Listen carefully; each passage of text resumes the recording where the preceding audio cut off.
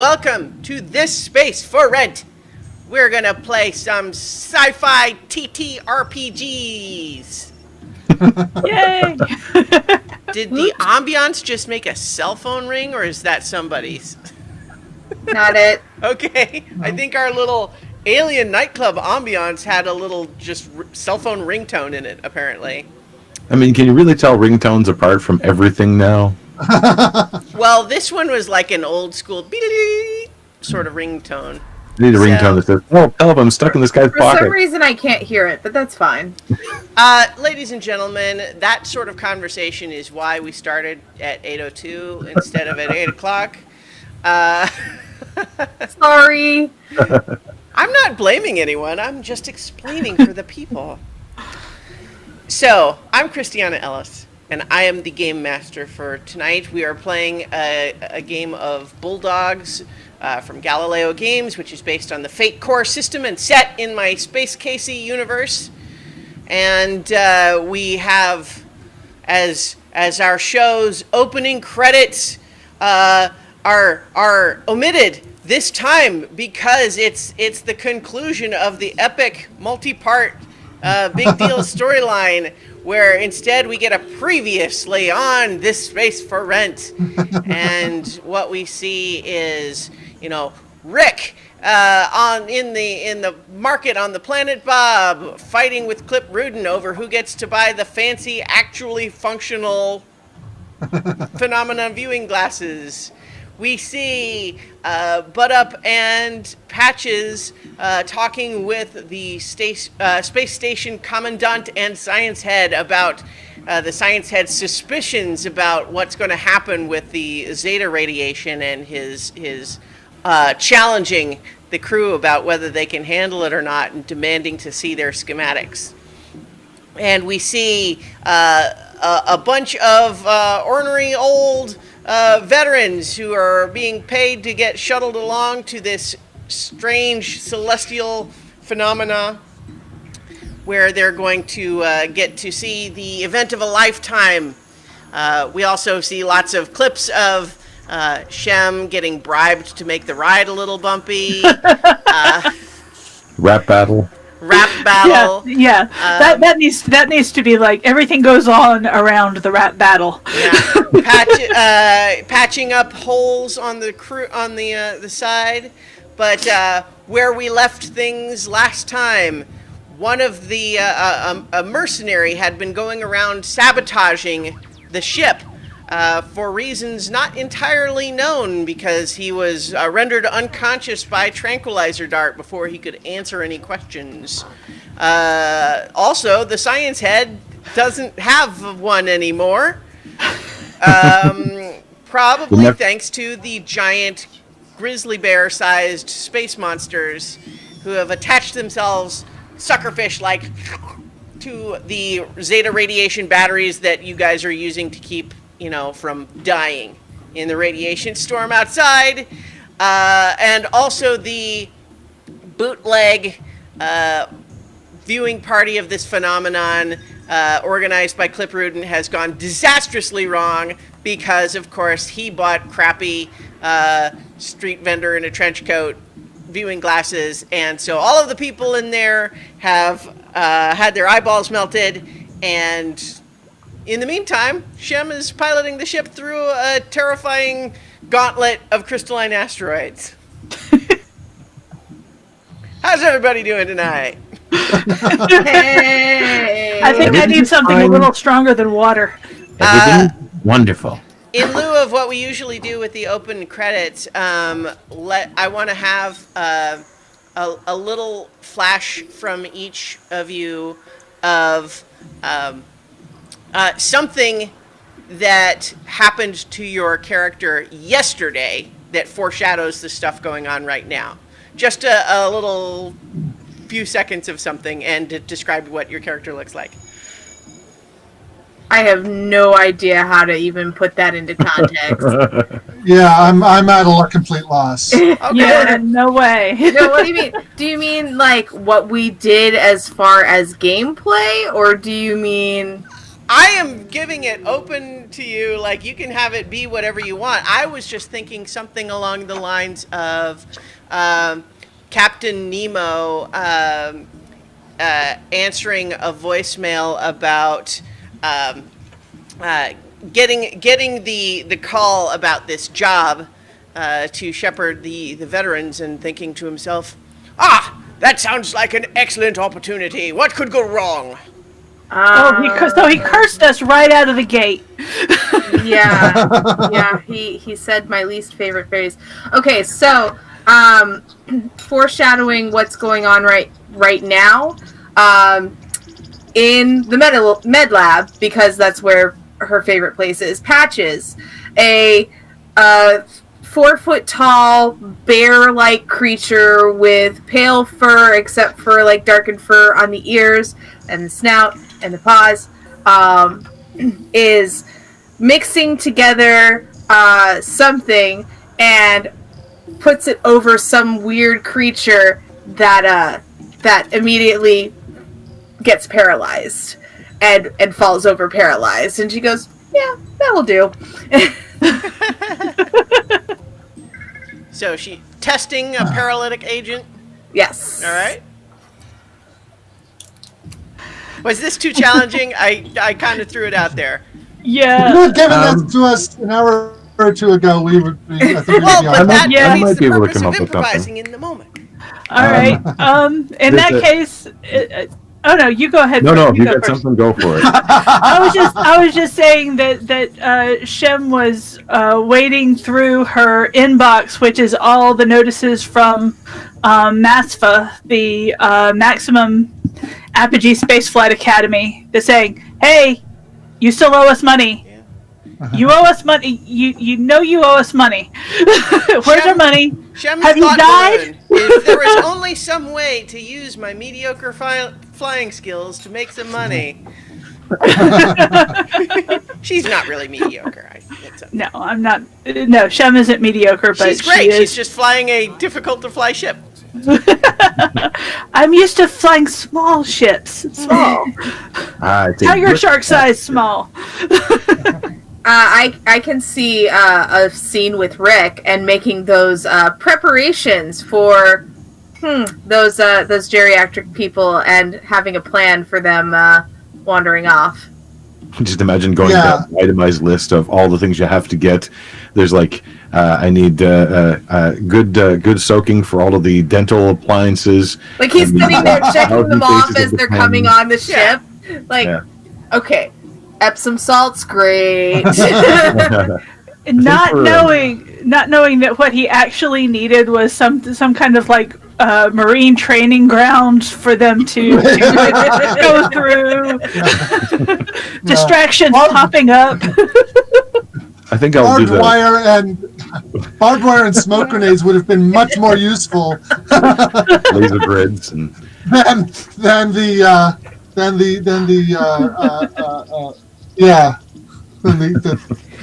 every idea he came up with was bad.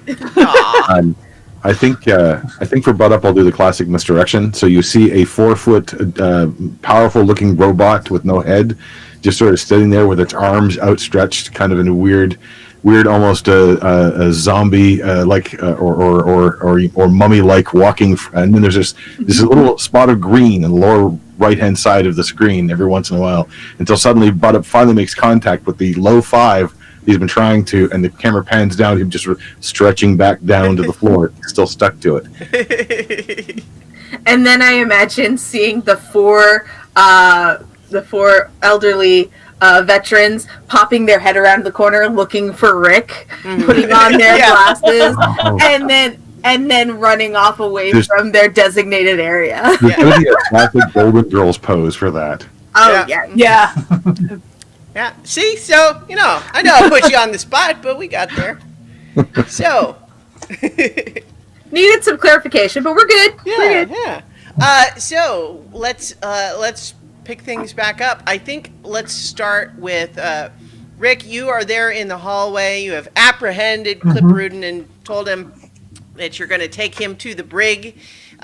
all of the screaming that had been happening in the viewing gallery has actually stopped because it turns out that once people's eyeballs actually melt from this phenomena, it doesn't actually hurt that much, and they can't see, but kind of nothing happens after that. So they're all kind of mad, but they're a little confused. They're bumping into each other. They're still trying to evacuate, but they can't see where the lighted signs that they wouldn't be able to see anyway because they aren't there. But they're trying to evacuate. But then, in the confused Now, these conversation, can I make a small question? The people who are here, who have had their eyeballs melted, yes, are they from? Are they from staff of the space station? No, they are almost exclusively people from the business convention. Okay. So they are Golga Frencham Space Arc 2 people. Oh, totally. Yeah. Yes. And so they are, and that will become apparent shortly, because your veteran friends are in there, but they're enjoying the phenomenon quite well because they're using their actual functional viewing glasses and pretty much ignoring all the eyeless people bumping around. So all the people were panicking at first, but then the panic kind of calmed because things stopped happening once their eyeballs were melted. And then all of a sudden, you're not sure who said it first, but pretty soon the chorus of voices call out, "Lawsuit! Lawsuit! Lawsuit!" And then soon, as you have made your way a ways down the corridor, Rick, with Clip Rudin, there is now a blind zombie horde of eyeless business people chanting "lawsuit," trying to lawsuit. and so I think Clip, his eyes are kind of wide, and he's just kind of saying, you mentioned something about going to the brig. Yeah, I think that would be a great place for you. Don't you agree? Yeah, follow me. I must maintain a principled stance that this arrest is unlawful, but sure, yeah, let's go. You can call it protective custody if you like. Yeah, I like that. Let's go. Oh yeah, I'm bringing him there, and along the way, whoever is actually like in charge of the business convention thing, somebody's got to be in charge of it, and I've got to know who they are because I'm me. Yeah. So I'm going to call them up and say that, if you aren't already aware, you have got an incident over in observation room 3 you may want to look into. What you hear is the person on the other end of the line saying, thank you for letting me know. I'm actually in the middle of something right now. I'll get back to you a bit later. And it's a little hard to hear him because in the background you're hearing, "Lawsuit, lawsuit, lawsuit." Okay. When they get tired, it'll just change it to a different chorus. It'll just be a whole bunch of people wandering around. Claims. Claims. That's pretty good, Yeah. Wouldn't want to be their HR department this week. Yep. So I'm going to escort him to the brig, to a place of confinement. We'll call it the brig once he's there, and I think that as you guys get away, like once you're far enough away that you're not hearing this crowd anymore, I think he does he seems to soften a bit, and he just kind of says, I hope you understand that, like, when we were, competing for those viewing glasses and, all the stuff I said, it's not personal, right? Like, it's just business. You get that, right? I think it's probably best if I not say anything until our corporate legal team has had a look at the situation. So we'll just leave that as an open question. Well, we could let the lawyers handle it if you think that's best. But come on, I thought we could kind of make a connection, you and I. Maybe we can come to some kind of an arrangement. I mean, I know you're just a day-to-day, work-a-day guy wearing a jumpsuit. It's, maybe if you're willing to say some stuff that would implicate your bosses, maybe we could come to some kind of an arrangement. I scratch myself in the back of my neck and open a channel to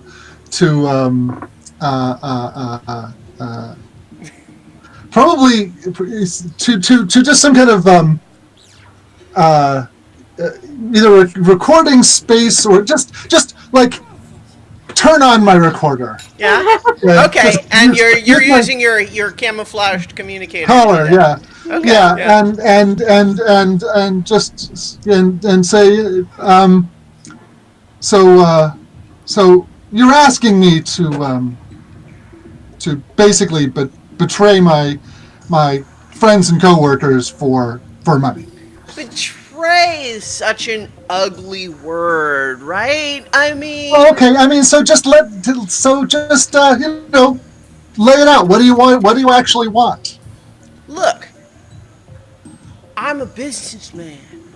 Business is what I do. I make deals. I go out there and I get the job done because I know how to work with people. So sometimes when you're working with people, you got to be like upfront and like straightforward and forthright and demand what's right. But sometimes, you got to work behind the scenes. And so what I'm suggesting is that all of those people down there were blinded because they were brought into this radiation storm, and not, say, because they were sold inferior, apparently, viewing glasses. And the word of a ship staff employee would go a long way towards convincing everyone that, it's really your bosses that are at fault.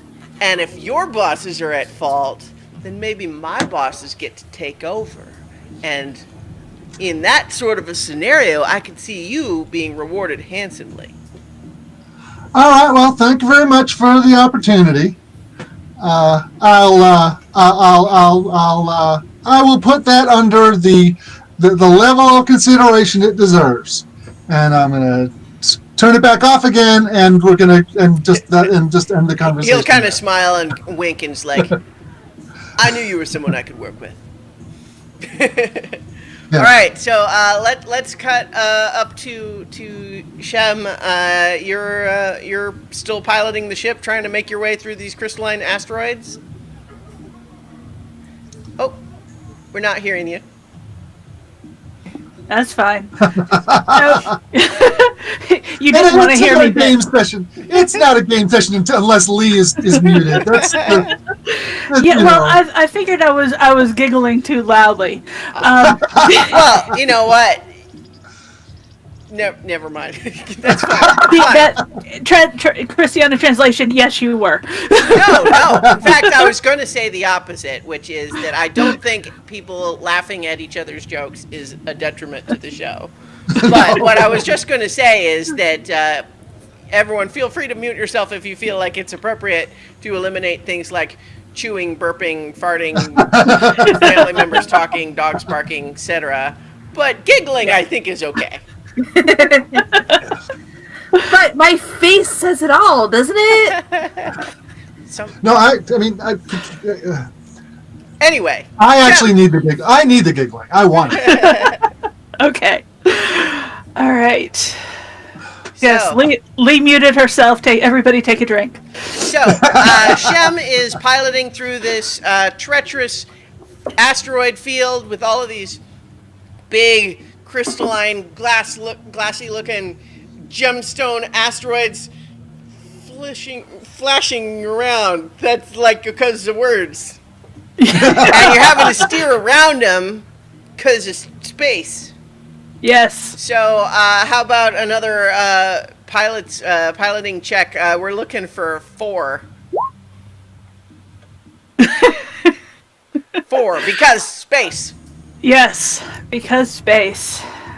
So what we're actually looking for is 6 because -2 because Juggernaut. Well, right. So we're looking for a 4, but what you got is a 2, and then it's -0 because of the Juggernaut's giant ass. Yes. Yes. So You got to work that Juggernaut, thing to your advantage. So Shake that asteroid. Yeah. So that would be. Yeah, I don't know if I could. Could I pull from? Do we have actually fate points from the pool that I could pull to pull on the Juggernaut's aspects to at least get a 2? Recall that it is a new session, which means that everyone is back up to their refresh, and so there is a crew refresh of 1. So you could use the ship's aspects and invoke those with that fate point, and you could use your own fate points for your aspects. Okay.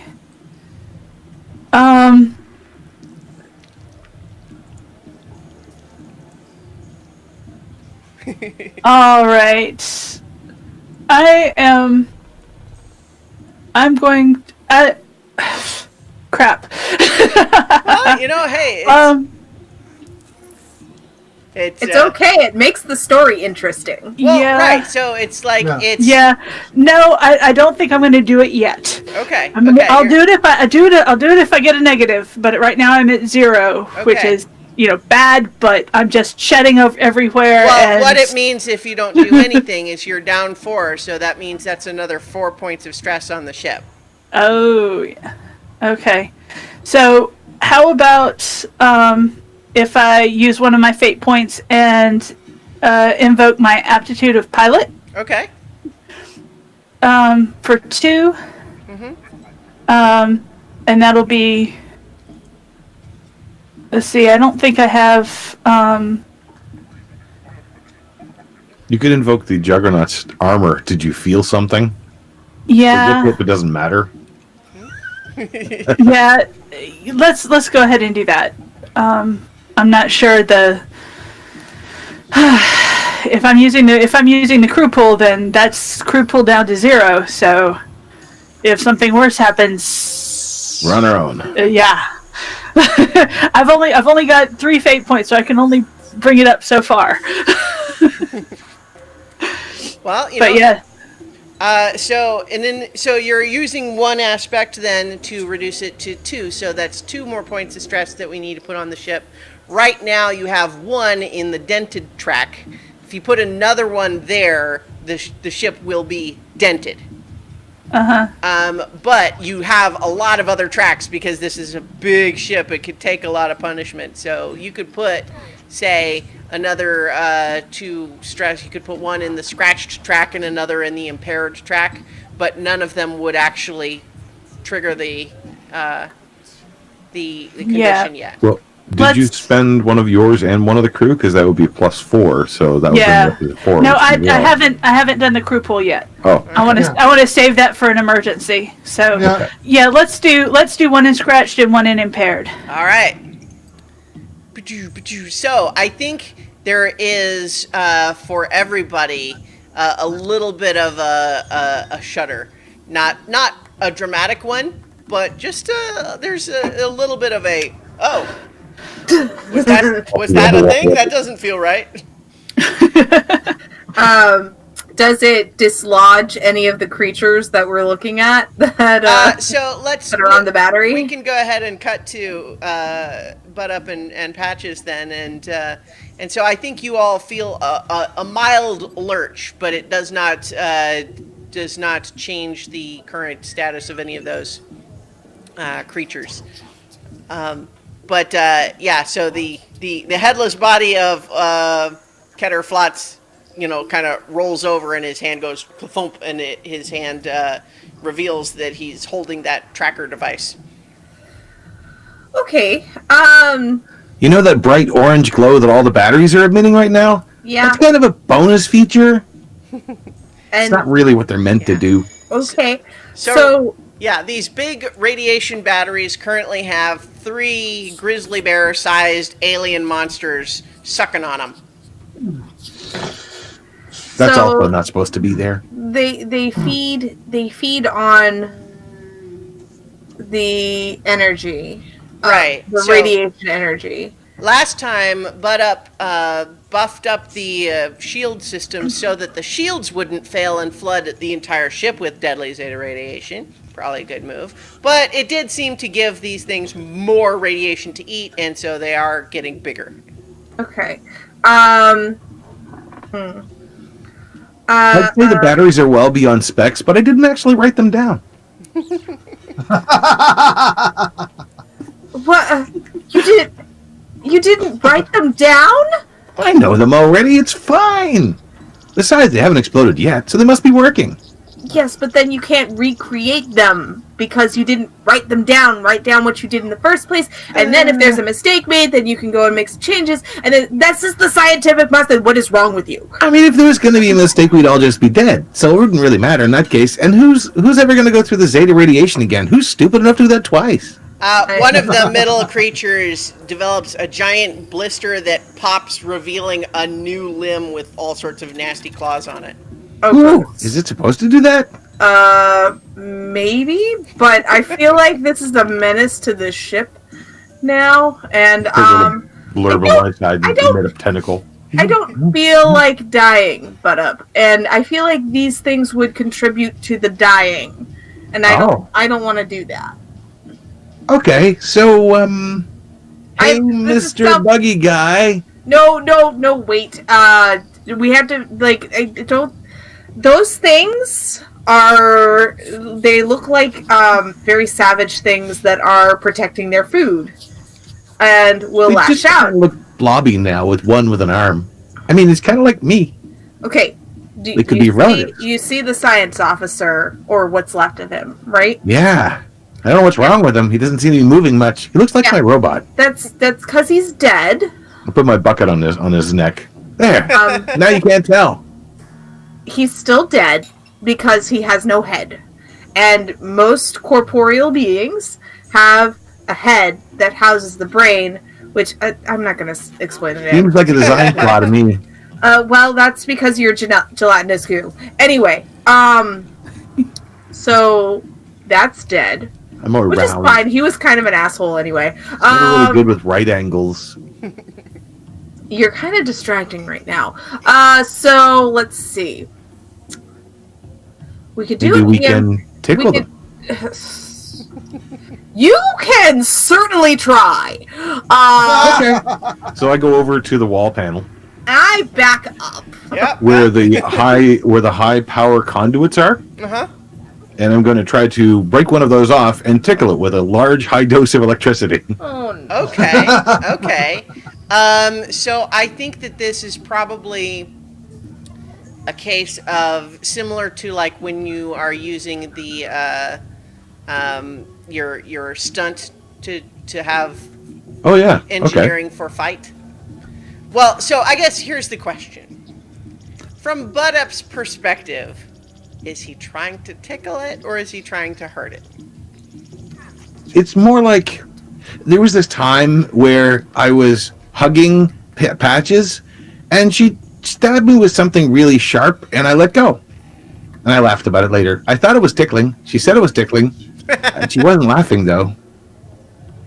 Yeah. So from his innocent perspective, I'm actually going to self-compel unfailingly cheery, Okay. because he thinks this is just going to be a happy thing. maybe I'll he probably likes enjoy it. it. Okay, but you are intending to zap it with a lot of electricity. Oh, yeah. Yeah. They're big. Okay. So let's see. I would say it's not actually resisting right now. So I would just go ahead and do your engineering roll, and we'll see like how much that damage would do. So I think you're looking for just a 2 to actually sort of successfully jolt this thing with electricicity. Okay, But with the depending on- self-compel, is that -2 then? Well, no, the self-compel would be Or it's you just a are dumb doing idea? something you know is likely to produce a bad result for you, and you gain a fate point for doing that, but there's no penalty to your roll. Okay. So dumb idea with winning idea. Gotcha. All right. So there's my engineering roll. That's Okay. a 3. Are you using it, doing any other invokes or anything? Yes. I'm going to invoke my patches aspect.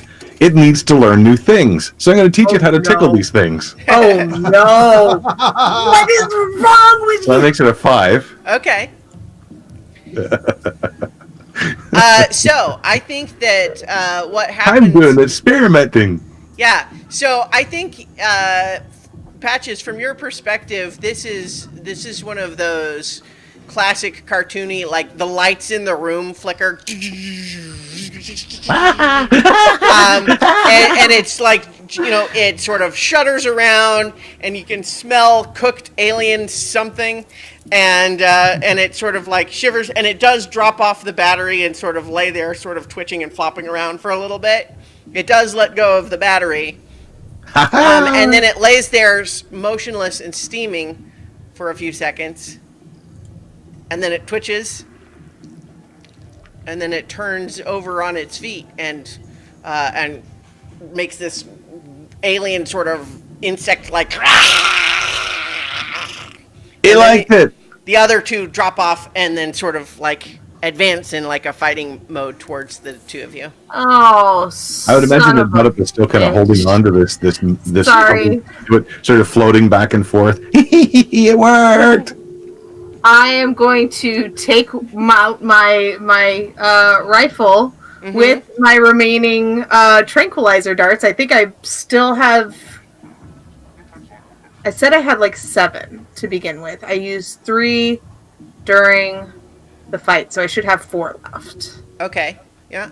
So I load it up and I aim and I shoot at the one that appears to be closest to me. Okay. I don't know if it's gonna work, but I am scared. Yeah. No, I think that's an appropriate reaction. Give me just a moment. I have to. I'm tweaking a couple of things here. Okay, so so you're gonna roll shoot against its fight. Okay. Are you doing the one that's nearest you or the one that he zapped? The one that's nearest me. Okay. I don't. Well, so I guess you tell me. I'm thinking they're all kind of maybe in like one in front was the one that zapped and the other two slightly behind it. Okay, so then the one that's in front, I guess. All right. Because that makes more sense. So it's my shoot against their fight. This is going to be terrible. Oh my god. Oh yeah, god. So it got an 8. So that's pretty good. No. Okay. Yeah. I get a 1. Okay. I think what happens is you hit it, and it you shoot, and it actually goes, and it like chomps your dart in midair, and then. Goodbye. Catch. It's too bad I couldn't have used my science on that because that would have been awesome. Well, the science was pre-existing for the creation of the existence of the darts. It's true. But yeah, so I think it beats you by so much that you are now conclusively sure that sedative is not going to work on these things. Yeah. Crap. Okay. We could try to vent the area. Could also not be there when these things attack in a few seconds. Yeah, I'm gonna run. I have no natural weapons. I am going to run and be like, save yourself! But it, bye! Yeah. I do like just the image of, they're threatening, and Patches just goes, and then spits it out, and then just like, damn it. Okay, bye! Just turns around and not a word, just like, oh no, okay. Like Count Rugen in Princess Bride, the first time that he confronts Exactly, Inigo. yes, exactly. Yes. Butt Up, I am going to give you a turn here before these things attack, but I will reiterate, these are 3 giant angry monsters. Can How giant? Grizzly bear size. Yeah, they were grizzly bear sized before they started getting bigger. And how big was our shiny turtle friend? Like Rorothy? humanoid. Rorothy? Yeah. So she's smaller. Yeah, humanoid sized. You know, she's kind of hunched over, so maybe 5 feet tall. Okay. It's not probably. See, I still feel like the best way. I'm speaking out of character. The best way to deal with these things would be to lure them to a place where the zeta radiation is already happening on the ship, and cause them to leave because that's where the actual stuff is coming from. And That was my initial thought, and then I had something much worse come to mind. Right now, these batteries are the most concentrated area of zeta radiation in the vicinity. Right. But what's Spud Up doing right now? Yeah. He doesn't Still kind of flee hanging quickly, from that. but- He's kind of hanging from that cord still, watching and seeing his friend flee. I guess she must have learned all she needed to know. Well, maybe it's time you should leave. Try to do the physics in my head. Carry the 15. Carry the 15. Okay. Well, I didn't technically build this in, but I'm sure that I can figure out how I can make this room less stable. So, I'm going to try to eject the batteries. Bearing in mind that that's what's currently powering your shields. Yeah, it seems like a bad idea. Oh God. But the ship No, this is how we all die. What do you think this story is?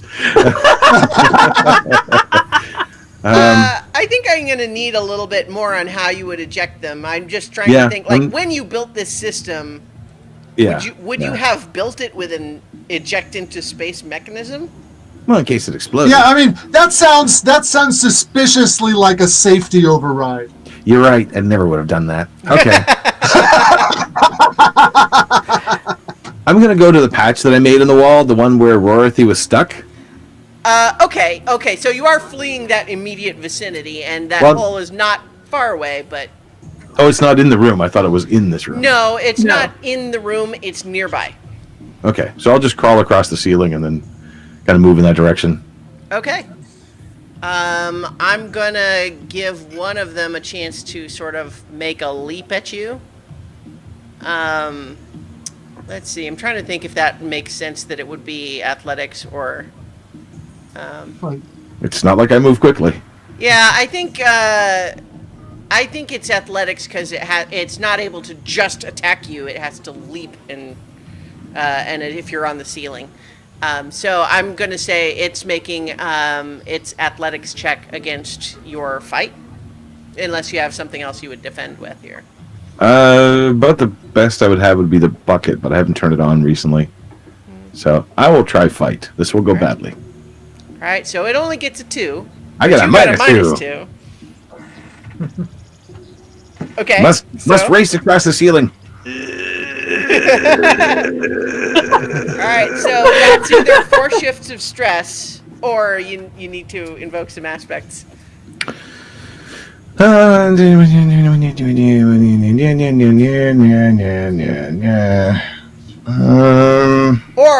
alternately, I think because I used athletics, it was not even so much trying to hurt you as much as knock you off the ceiling.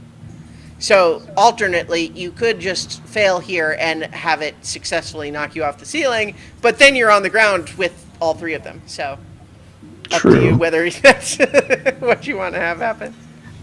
Is this a good time for Shem to pop in on the speaker system or the communication system and say, but what's going on with the shields? They're fluctuating wildly. We're only halfway through. I think the answer as he's falling through the sky, because I will have him fall off the ceiling and successfully knocked off, was dealing with something.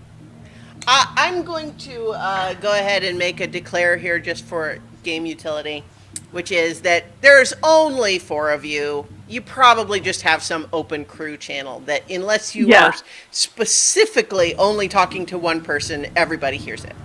Yeah. Like all of you hear it. Yeah. But Nemo is not on that list. Yeah, Yes. maybe you have. Well, Nemo can either hear you or not hear you, depending on where you are in the ship. So this is specifically a channel that's for you guys. So Nemo could potentially hear you if he's got a sensor in the room where you're talking, but he is not on the radio comm. Okay. So that would have been also followed by a thump thump because the radio is actually in the bucket. In the bucket. Yeah. There's a radio in the bucket. Dear Eliza. Eliza. So let's resolve that attack though. Do you let it knock you off the ceiling, or are you taking stress? I will let it knock me off the ceiling. Okay. So it hits the bucket enough that it just slurps you off the ceiling, and you kind of tumble down to the floor and land. And so the 3 of these things are like stalking towards you. Are you still just hightailing it down the corridor, Patches? Yeah. I am sure that Patches looks hilarious sprinting down a corridor. Oh, yes, because I don't know if you guys have seen the recent video on Facebook with all the different furs walking by, but yeah, all of her fur is going to give all of the Pixar animators a run for their money as she just... I'm looking for the armory! I need a bigger gun! So how about this? I'm going to let you, if you're looking for an armory where you can find a bigger gun, roll, what's a good skill to roll for knowledge of the ship? Systems, maybe? I Survival? guess systems. You know what? Let's do survival. So roll a I just survival shot check. myself in the foot for that one. Yeah. All right, Well, so survival seems appropriate here to remember where the nearest one is. Okay, so I think what we're going to say is that there's one that's not too far away. okay. So you can be heading for it. You know where there is one, and you can get there without needing to take other transport.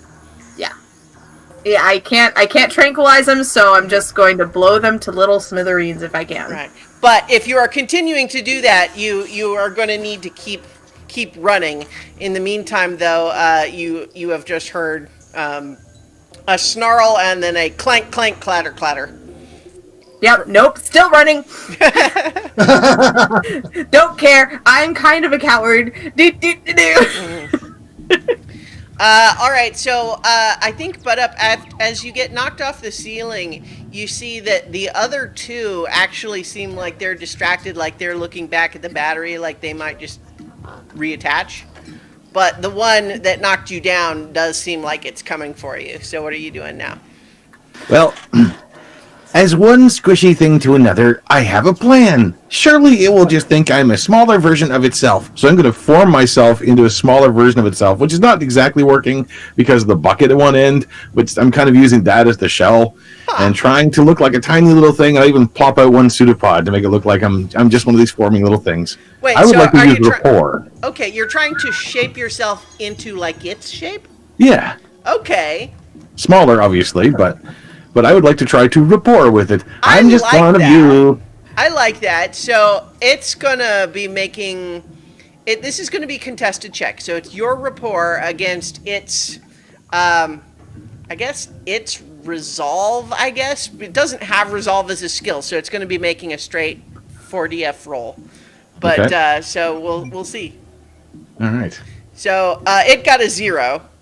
You got a 1, which However, is a success. Oh, yeah. I will spend a fate point to use Born to the Spaceways. I'm used to dealing with all kinds of weirdly shaped bugs and creatures, so I'm just going to pretend to be one. Okay. So with a 3, that means it's a success with style. So I think as you have shaped yourself now into the shape of one of these things, like a little one, it does kind of stop advancing towards you, and it's like looking at you curiously. And then it uses one of its big limbs to scoop you up with it Oh, hey, and take hi. you back towards the batteries. Nice. We don't have a name for you yet. I'm going to call you Mo. Nice, Mo. It slurps you with a big, like, sucker face mouth. And then it kind of... I slurp it back. All right. This means we're friends now. So I think you could, if you're just dropping... so here, this is a question for everybody. What is the Juggernaut's brig like? I thought we decided it was like Cubeville. Well, no, that's I'm the asking bridge. about the the brig.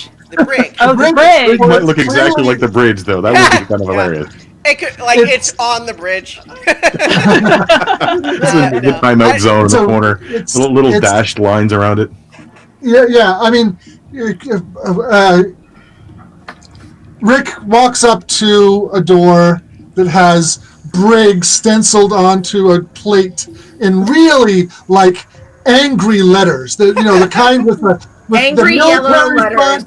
Yeah, with that military font with the cutouts for the stencil and all. Yeah. Brig, right? And as he opens the door, one of the screws pops loose and the thing swings down, and behind it is a sign that says "copying." So you're gonna lock him in the supply closet, basically. Yes.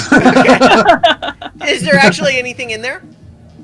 No, it's all been cleared out to make it a so that there's nothing to fiddle with while you're Okay. held up. And I mean, the company policy on keeping people in the brig is to make a profit on them as soon as possible. Uh-huh. So establish the fines for whoever it is, get them out of there. Just because keeping them there takes labor, takes supplies, all these other expenses. Right. As the longer they're there, they're just a liability. Get everything settled and send them back, and then collect the fines. That's the company way. Okay, so what I'm envisioning is that you kind of you open the door, sort of nudge him in there, and then he turns around and says, "What if I have to go to the bathroom?" And then you slam the door. Exactly. So what next? What's Rick's next agenda item here? I think you're probably hearing some of the discussion about what's going on with the batteries and all. Yeah, I think the next thing I need to do is to get down and help out with that. I've been kind of thinking about this personally, but Rick just does not have any skills that would help out with this particular problem, except possibly for one. I would like to spend a fate point to establish that the ship has got an armory. It has got a place with a large number of weapons, in fact, much larger than we actually ever could use. Sure. Yeah. No, I think that is an entirely appropriate thing to exist in the ship somewhere. Okay. So And what I Rick mean, is going to Patches do, was looking for one, but I don't know that it's necessarily going to be a big one. It might be one of the auxiliary ones. it just needs to have like 10, 15, 20, reasonably powerful weapons in it. Okay. So And his plan is to recruit some of the veterans of the Celestis Wars to help kill the monsters. yes, I love that. That's so amazing. Okay, so because I like that so much, not only does this armory exist, but it's nearby. So Now, so because just for so we don't have to pay too many extras. I think that all of the other veterans are way far away, but those three that were in that one viewing area. that's are not exactly far who at all. I was thinking of. Yeah. Right. So I'm going to go back to the viewing area. hopefully avoiding any eye melt zombies while along the way. Well, okay, so stealth is a skill, right? Yeah. Yep, absolutely. So how about make a stealth roll, because you know that swarm of lawsuit zombies. Okay. Okay, I was going to say you needed a 2 because it wasn't Okay, necessarily well, and then hard because they can't see. But I will spend a fate point then, and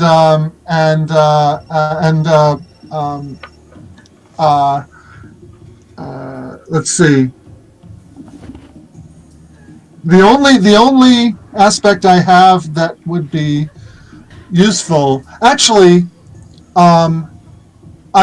the aspect we've already invoked it, but I'm gonna spend a fate point to invoke it again, and invoke. We thought of that to have roots. That absolutely works. A free invocation is spent once you use it, but the aspect remains unless something has changed it. So we thought of that. Right. It's still something you can always invoke with a fate point. Yeah, I mean, until the whole situation that we thought of that is no longer in play. Right. So yeah, I will invoke that and say that we had some roots for getting around people with in front of them, etc., planned out, and use that to get to the observation area. But I still do not have a pair of those glasses. So when I get to the doors, well, so I think we want to just depict briefly the need for that stealth roll, which is as you're making your way back, you do hear the moans of claims, and lawsuit, and then occasionally, one voice will rise above the others. I'll see you in court. Hey, would Clip Rudin had one of the good sets of glasses? Wouldn't you have taken that off of him? Yeah, I mean, he had no use to for declare it. that you confiscated it. Yeah, might as well use my last page point to do that. And pull out his good set of glasses and saunter into the observation deck. So I think we've got Dresden and Doyley and what's his face? Wallifer. Yes, that's right. So the three of those wily old veterans are in there enjoying the show. Now the fluorescing of these asteroids within the radiation storm does not disappoint. This is a serious legit great show. You're enjoying yourselves in this, and especially it's nicer now that all of those melted eyeball people left. Yes. We have this whole place to ourselves, and there's not the smell of the others. You know what I'm talking about, right? Yeah, and that woman who's always no. Oh God, I hate her. I thought better when I was a kid, although this is pretty good. This is you haven't seen this before though, but this is really nice. It's we got a private area for this, which is kind of cool. It reminds me of all the bombings we did. So I saunter in with 3 Class 4 blast rifles slung over my shoulders, and just kind of walk up. I'm not getting in the way. But it's hello, friends. Choose your words carefully. Oh, it's this guy again. You're going to break your back carrying all that crap. I was just thinking the same thing myself. How'd you like to help me out a bit? Well, want to carry one of these? Let's see what crap you're carrying. Yeah, give it here, Sonny. God, I haven't seen one of these in a decade. I bet this kicks like a mule. I don't know. It's got a nice heft to it, and the padding on the butt of it is not terribly stiff. It should suffice. Where are you taking these anyway? Well, there was this live fire exercise I'd heard about, and I figured some. Ain't it going on outside the window? No, it's No, here on the that's- ship. That's a stellar event. He's talking about something else like the shooting range. That ain't a bombing? No. Oh, Why would we sit around and relax for a bombing? you didn't? You see, here we got some interlopers on the ship that we want to encourage to find some other place to be, and I figured this is a dangerous mission with, quite frankly, a great deal of ordnance involved, and I personally am not the kind of expert with firearms that you folks are, and I figured, you know what? I know some people who would love to have the opportunity to shoot the living crap out of something like hasn't been done in a real long time. What do you say? Sonny, you are speaking my language. All You got right, any let more me of try- these? You had me at live fire exercise. Can I keep it? if we come out of here with all digits intact, can I keep this as a souvenir? You understand? Ain't worth Honey, much more than that. you know they'll confiscate it as soon as we try to disembark. You'd have Tell to you like, this, stay here. if this works, I will not take it away from you. No, honey, the home that we live in will take it from us. They think that we're too old and senile to have weapons of any kind. I can't have a freaking butter knife without having somebody knock on my door, ask me if I'm feeling okay and happy. I do find it amusing. You think you can take it away when we're all done anyway. Well, I have to admit that was on my mind. You can have tell my me about blaster this- when you pry it from my cold dead pincers. If you will excuse me, we do have something of a time pressure on this particular event, so if you'd follow me. Oh, okay. All right. Lead So, on, kid. Shall you be Lieutenant Kid or Captain Kid? What is your name anyway? You can call me Rick. Rick, What kind of a rank is that? what kind of a name is that? I know it's a human name. That's all there is to it. So yeah, and it took me a few minutes to figure out. Okay, what is my character good at? What resources can he put that skill to? Oh yeah, okay. So completely out of fate points, Rick is leading his little troop of elderly veterans toward the. I love it. I love it. Last So, one is a rotten diaper. because it's pre-established that all three of you are veterans, when I think that you're using sort of standard blasters, so there's no like special aspects or special features of them. You just use the shoot skill, but each of you have a shoot +3 because you're veterans. Yes. I think that each of you have when you are fighting as your veteran selves, you have a shoot +3 and you have 4 stress boxes. Okay, I don't know how we would do that in Roll20. Well, on your sheet you can see where it just says roll 4DF plus or minus.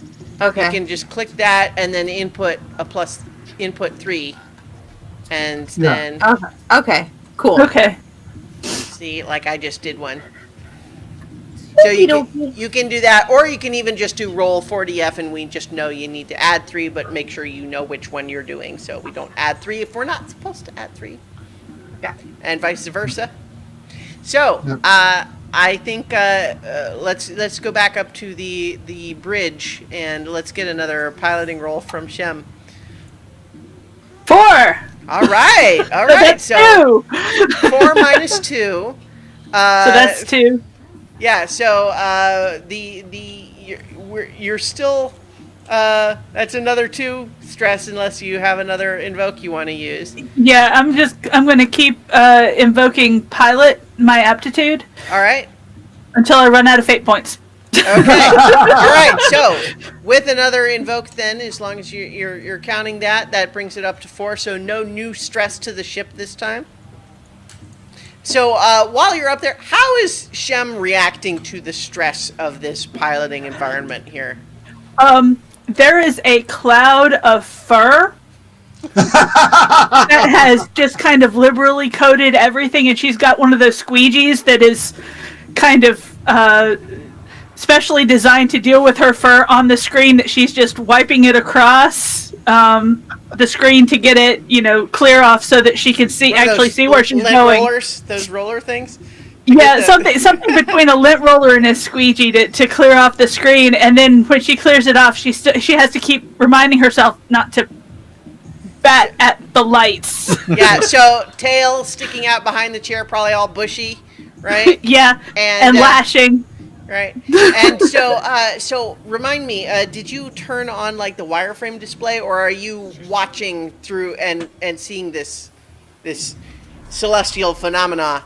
I think she turned off the color filters so that it's just in black and white, but she can still see the bright lights, and so it's not like a wireframe view. It's more like a black and white 3-dimensional model view. Okay, all right. So I think that does she appreciate the excellent opportunity she's been offered here, that she gets to see this once in a lifetime stellar event? Not really, no. No? But she is. Yeah, there are new gouges from her claws, and like I said, the cloud of fur is going to be a complete bastard to get clean. But it's more that she's trying to get the ship. Get the tank through the needle than anything else. So I think while you're up there, Captain Nemo comes over the intercom and just says, "Shem, I have finished going through all the voicemails, and I was catching up on some of the budgetary expenses, and I noticed an odd transaction in your account. Can you explain this strange 2.5 credit transfer to your account?" Not right now. Get back to you later. Bye. And put him on mute. All right. Okay then. So let's go back to Patches. You were running towards one of these, an armory to get some other sort of a system. I want to find them. I want to find the biggest gun they've got. All right. Well, the biggest one that I can handle. Okay, so you find where there is an armory nearby, but let's just do a regular roll 4DF to see how good the weapons are in this particular armory. Okay, so what I interpret that is that there's nothing special there, but just like standard issue things that you can use your shoot skill, but with no other fancy additions, with a 0. Okay. Would they be better than my light blaster weapon, or Probably not. No. Your light blaster weapon would be better. All right. Well, I'll take one just in case something happens. These are essentially the equivalent of a light blaster, but without any aspects. Right. So I'll just take the one of those rifles as a backup, and then.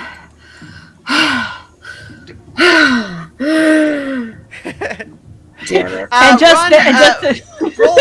Roll. Let's see. Roll in athletics or physique. Roll physique for how well. No, athletics still makes sense. Roll athletics for how exhausted you are. I have neither of those. Okay. So just to roll a d4. Yeah.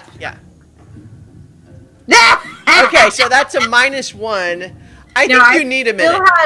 I still have the winded thing from the fight previously. I don't think that goes you away. Were winded and never winded. I think. Let me double check my little cheat sheet here. Winded. The condition applies until you have accepted a compel on it, and then it goes away. But did you not ever accept a compel on it?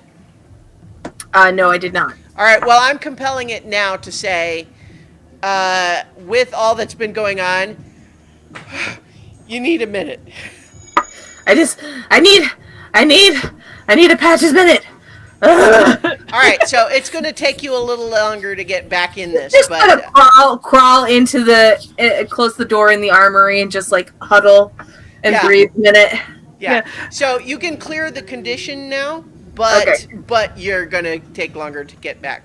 That's I think it would be really funny is if when Patches is maybe she's leaning against the door, and right about that time Rick and the three veterans come in. They're doing a quick trot all the way back.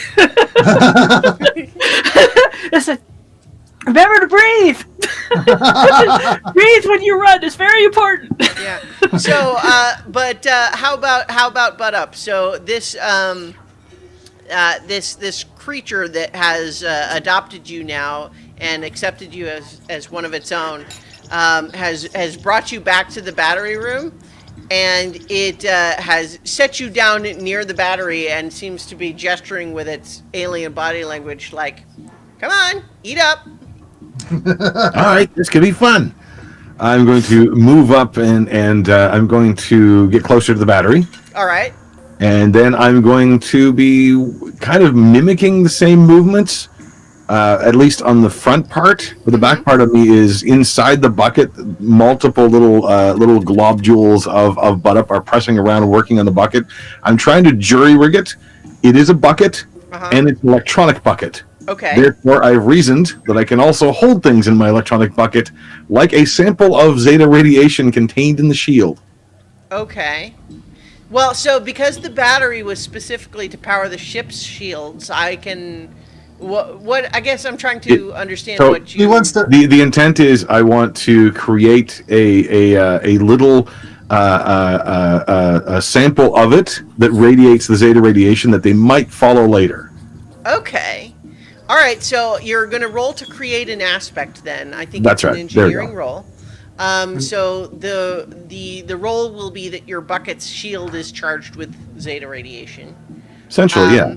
Yeah. So I think let's go for a target of 4 for that. Okay. Does my jury rigger stunt help that at all? It doesn't I think directly so. affect I think rolls, so. but Yeah. No, that makes sense that it would. okay. Well, so your jury, because you're essentially taking a machine that does one thing and you're modifying it somewhat. So Yeah, it's temporary too. I don't expect it to last. yeah. Okay. So there's my engineering roll. Okay, so with a 3, that you're only 1 shy of what you were trying. Let's see. That doesn't really apply. That doesn't really apply. So your jury rigging stunt. What's the wording? of that? It allows me to make the best of makeshift materials. With when I lack the proper tools and materials, I can still effect repairs. It basically allows me to. It's an enabling so thing. I'm kind of letting you do this because of the stunt, right? Yeah. So Right. you still. I didn't know need if it affected something- the difficulty. So Yeah. I don't really want to use any ones I've used before. Go ahead and use them. There's only so many aspects. We use them all the time. That's true. Does the your- bucket effectively have an aspect? It has an aspect of shield. Right? Yeah. So- So the shield is its own thing. So Okay.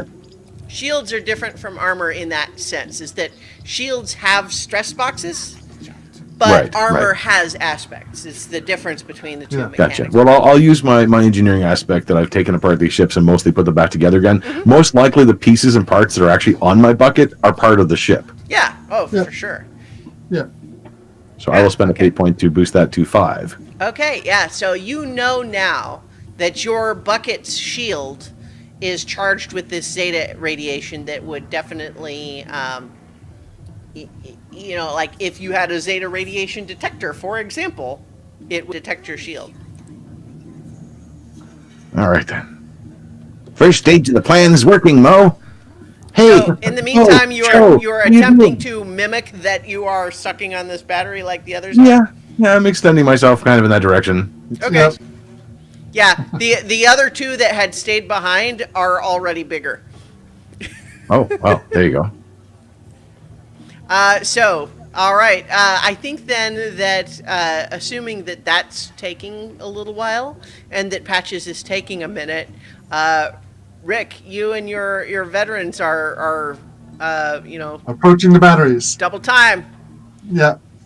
So, Try and keep up, human. so, but on the way there, I'm going to brief my operatives here, and let them know that there is some there are some shield batteries in this room that are now I'm not what you would call an engineering genius. That's my friend Buddha.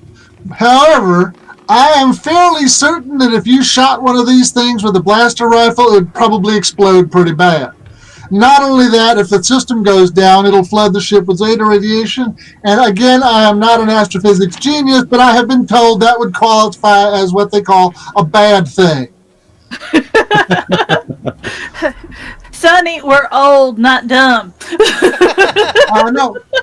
I'm just making sure that you've got all the mission parameters.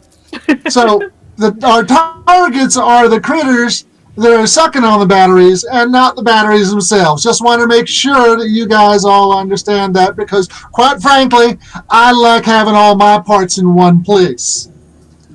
Well, Sonny, it does not always happen that way as you get older. Things have to get replaced.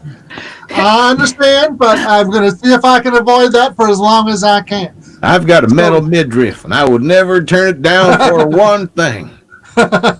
All right, then. Well, I think you guys have got a real solid idea what we're after here, so let's go do it! And I am going to try... Dresden turns down his hearing aid after that. I want to make a roll to establish the aspect charged up morale. Okay. Yeah. No, I'll say that. Is that rapport? Yeah. So basically, it is rapport for sure, and Okay. I think your target is only 2, because I think these veterans seem like they're ready for this, like they're on board already. So 2 is the target, and so basically, if you succeed, you get 1 free invoke. And succeed with style, that's 2 free invokes that can be used basically by any of you who are participating in the fight. Right. So I got a 4. Okay, so it's a success. Okay. So if you are not going to do any additional invoking, which I guess you can't because you said you're. Yep, I am out of fate points. Used them all up. I'll have to. You might need to do some self compels, or I'll figure out some compels for you. I haven't. I've been thinking about that. I haven't. Yeah. Well, we'll work on that. But in the meantime, though, you have any of you have 1 free invoke of what do you want to call this aspect? Rare and go. Rare and to go is fine with me. All right. We've got charged up veteran morale on here because I liked that. Yep. We can call it esprit de corpse. That would be if you'd managed to make all of the zombie lawyers happy, I think. I want actually this just I want to address something is that even though you're only pretending to leech off of this battery, I think that you are almost certainly actually exposed to some deadly zeta radiation. I can hardly wait. Patches will be so happy. So I think let's figure out what effect that has on you. Okay. Okay. So let's see. I'm trying to pull up your sheet, and it won't let me for some reason. Oh no, I have it open already. All right, there we go. So I think I'm going to.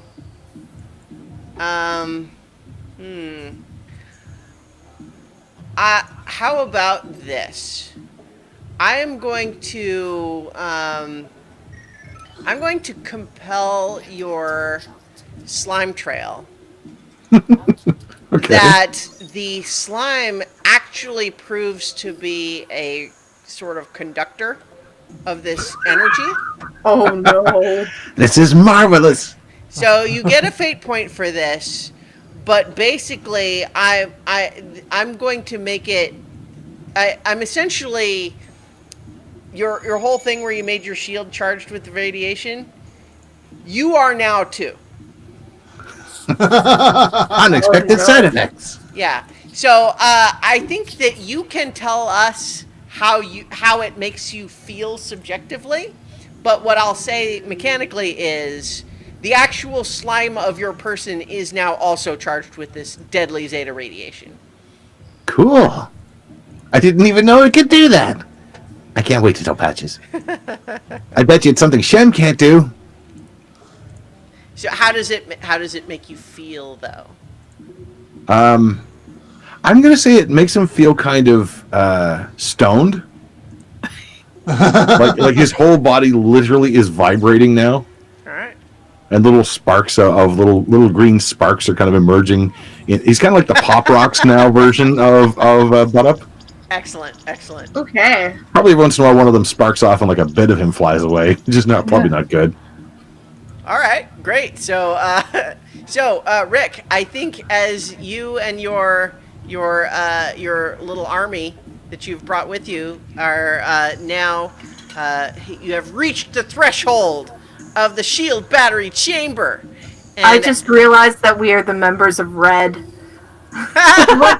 Retired and extremely dangerous. yes. You know, I just want to say to anyone who didn't see those movies, they're actually great. They're so They good. are. They're very good. Highly Now I recommend. have to, and I'm going to be picturing these three veterans the entire time. Yes. So, which one of you is Helen Mirren? Which one of you is John Malkovich? I'm totally John Malkovich. All right. I love Helen Mirren, but I'm playing Dresden, so I'm All right. So, I think then that what you see then as you reach the threshold of this entry point is that you see 3 of these monsters, and Rick, they're the same thing that you saw outside for sure, but they are easily 10 times the size now. They're big things, and you can see that they're just slurping leech-like on these batteries. You also see Butt Up, who is glowing and sparking and vibrating in a way that you haven't seen before. Doesn't seem great, and also he's doing that instead of, running away or helping or something. Butt Up, what are you doing up there? Which one's Butt Up? So that we, is he a Butt Up, friend? Or do we get Butt to Up's shoot the him? little one. Don't shoot the little one. Okay. Are Hey, you when do still we get to shaped shoot the like big... the creatures, Butt Up? You're muted. That's I'm 2 stunned down, in the 3 to go. So you didn't even hear my sound effects. What were the sound effects? Oh, well, Pop Rocks, of course. Rick, you gotta try this. Rick, I'm going to compel. You wanted to know what gets Butt Up drunk. And now I know what it is. I'm going to compel that the compel here is essentially you are so fascinated that this apparently is having this reaction on Butt Up that you are a little bit like you kind of forget what you were here to do for a minute. I want the little one. So that means that I'm probably not telling the veterans which one's Butt Up. Yeah, you're distracted for sure. Yeah. So I'm spending this round trying to figure out how to bottle this. Yeah. You do get a fate point for the compel. Yep, got that recorded. All right. In the meantime, what are Dresden, Doyley, and Wallifer doing? I got the big one! I got the one with the arm. I got the little one. All right. Yeah, you know what? Just for the sake of for the sake of identifying the three. One of them has an extra limb compared to the others. That's One- Mo. The second one is biggest. That's Foe. All right. And then there's the one that is cooing over butt up as though it is its mother. That one's Larry. That's Show. Show. Oh no, it should Mofo be show. Larry. Mofo show. Anyway. No, Larry's the other one in the other room. Okay. No one knows about yet. Or Larry's my bucket. You have to name my bucket Larry. Okay. All right. So the biggest one, is that what Dresden was going for? Yes. Okay. So Opening so fire. that one is foe. Yes, I'm opening fire. So let me pull up my thing again and then do this Right. So this is a Plus contest. Your 3. shoot versus its fight. submit. What I get? Oh! Oh dear. So that's your attack, though. Like, it's got a pretty good fight. I'm just gonna let you guys know. Mechanically, these things look really serious. Well, okay, he doesn't. He has those goggles on. He didn't Yeah. put his spectacles on, which is hanging around his neck. So that might be part of the problem. Right. Okay. So it gets a boost for succeeding with style on its defense roll. So let's say that its boost is that you are sufficiently unprepared for the kickback. You're out of practice enough that it knocks you on your butt. Yes. Why am I excited about that? Because it's funny. That's why. Because you're back in the action again. Yes. Yes. Let's do this. All right. So so who's next? We don't have a specific initiative order, but Doily. Doily called the one with the arm. all right. Yeah. So it gets a 4 to defend. So make your shoot +3. Come on, roll good. Oh. Okay. So you don't really have any aspects or fate points because you guys are Well, NPCs strictly. There is the Ruin to go. Yep. The free Yeah, invokes from that. No, Well, Yeah. but not that yet. would still only make it tie, though, which would give you Yeah. a True. boost, but not a Not a And win. wouldn't have and basically it would have no net effect. right. Yeah. Yeah. Yeah. So as it is, you just shoot, but where you hit it just seems to be absorbed by this thing's chitinous armor.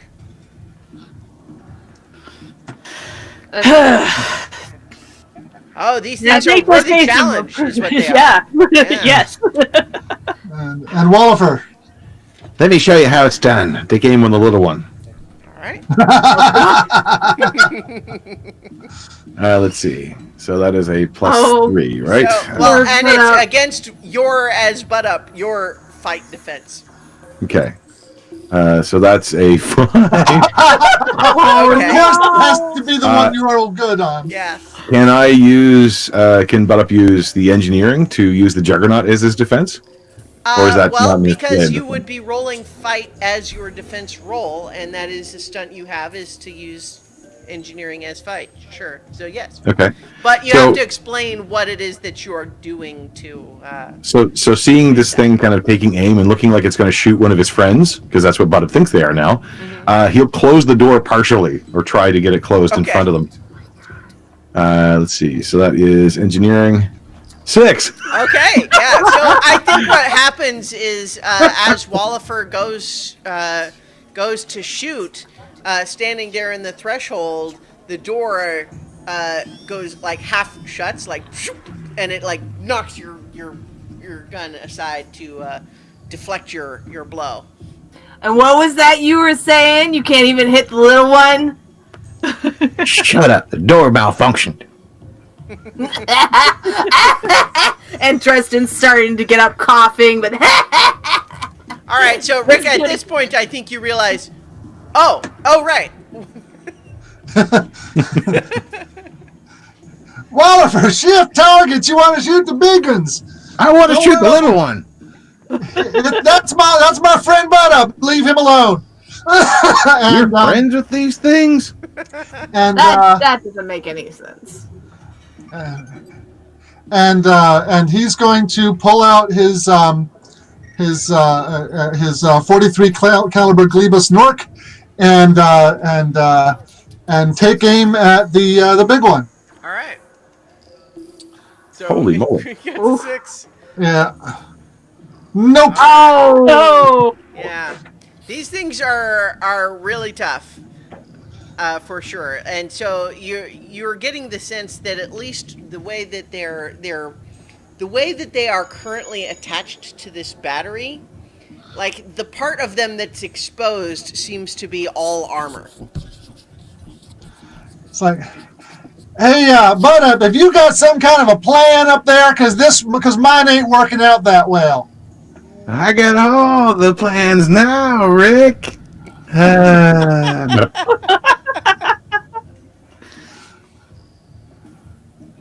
That's about all we get from him. So Patches, I think at this point, I've heard the had a moment. geriatrics run by, so I guess I've got to go. And as I'm going, I want to be thinking, because I saw what they look like, so I want to be trying to formulate a scientific plan of where the best area to shoot would be. okay, Um, okay. Well, and you because- also observed. You observed the electrical shock that Bud Up did, right? Yeah, You saw yeah. that happen, right? So Yeah. yeah. So, Yeah, you can make a science roll to create an aspect of like weak spot yeah. So, on. and Okay. okay. What was the challenge for that? I was thinking 3, so a 4 Okay. is a success. So Okay. you have 1 free invoke of that there's a spot on these things that you can shoot that they'll take more damage. Okay. So weak spot. Got it. And yeah, I'm gonna keep going. Now, so when I get there, I want to say shoot for the blank so that everybody will try shooting for the weak point. Mm-hmm. Hold on.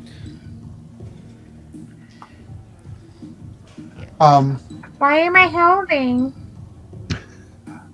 No. I'm getting you a random anatomy word. Oh, okay. Okay. The Hit him in the forehead. Chelicera. Gelicera? Have some- Yes. That's like an insect thing. Okay. Yes. It's their butt. Yeah. The thorax. And the best part is she's gonna come in. Yeah, the thorax is the head, abdomen, and thorax are the 3 like body parts of an insect, right? Yeah. Yeah. So On Earth. But that's where Butt Up used the tickle thing. Here's what I'm imagining.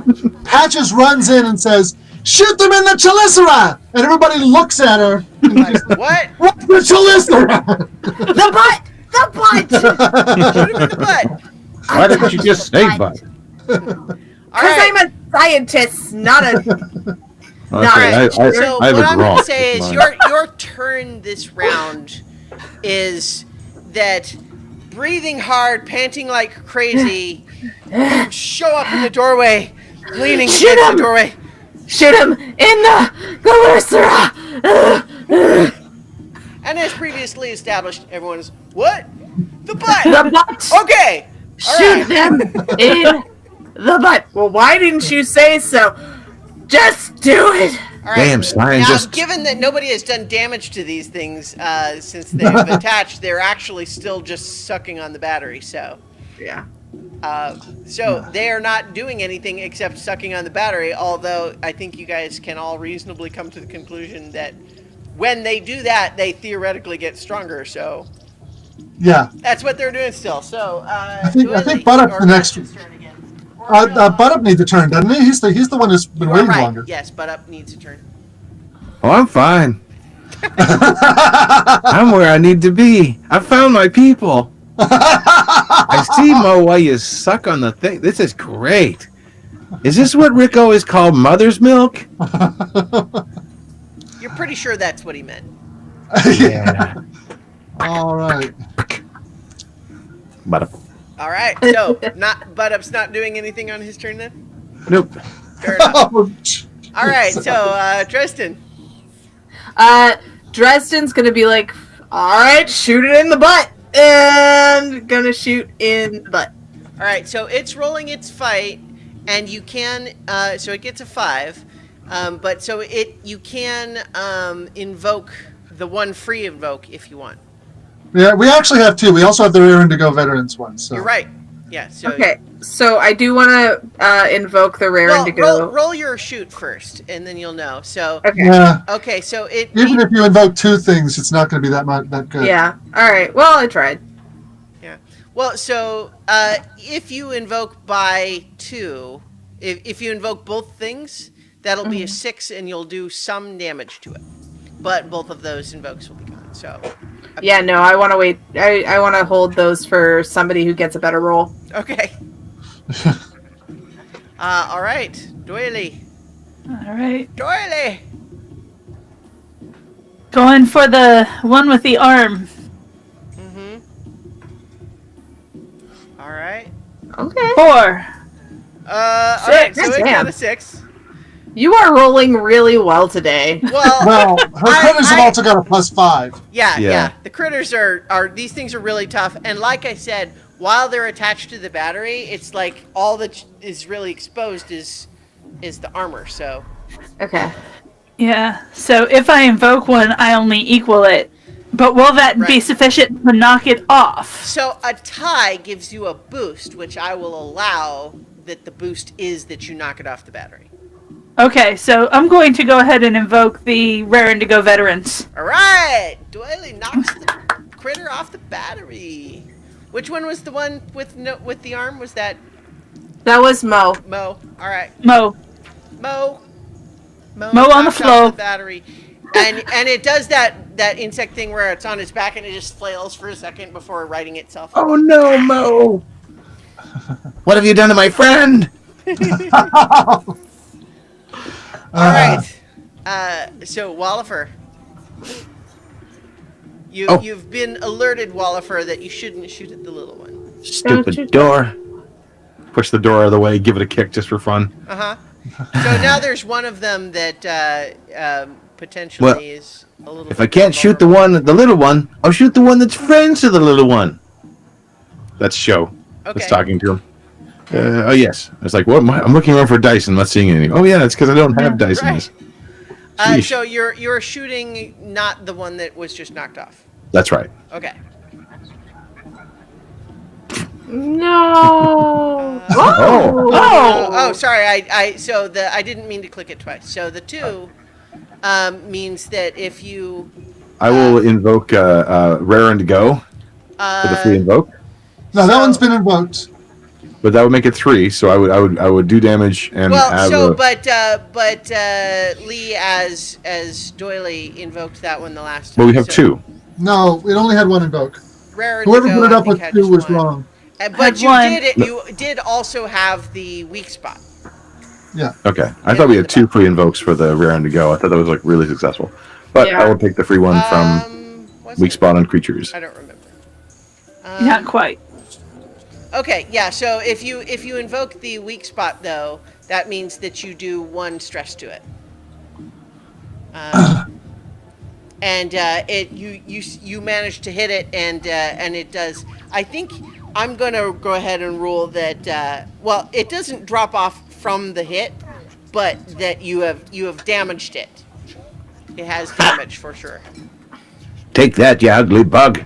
All right. My turn. Yes. Okay.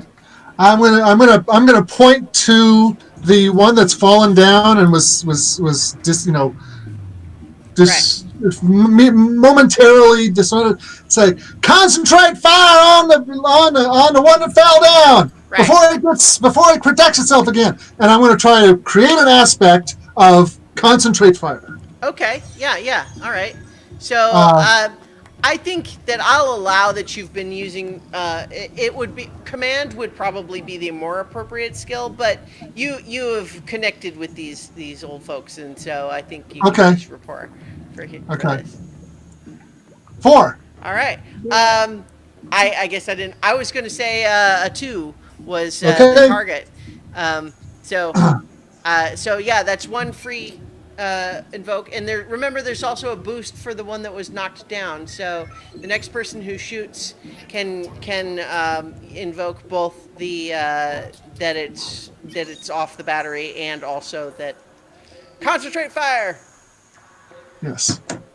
In the meantime, though, let's cut up to Shem and get another pilot roll. Yeah, and you can't actually see anything. It's just nothing but blackout fur. It's like, no, there's nothing there. Nothing to see here. 6! Yeah.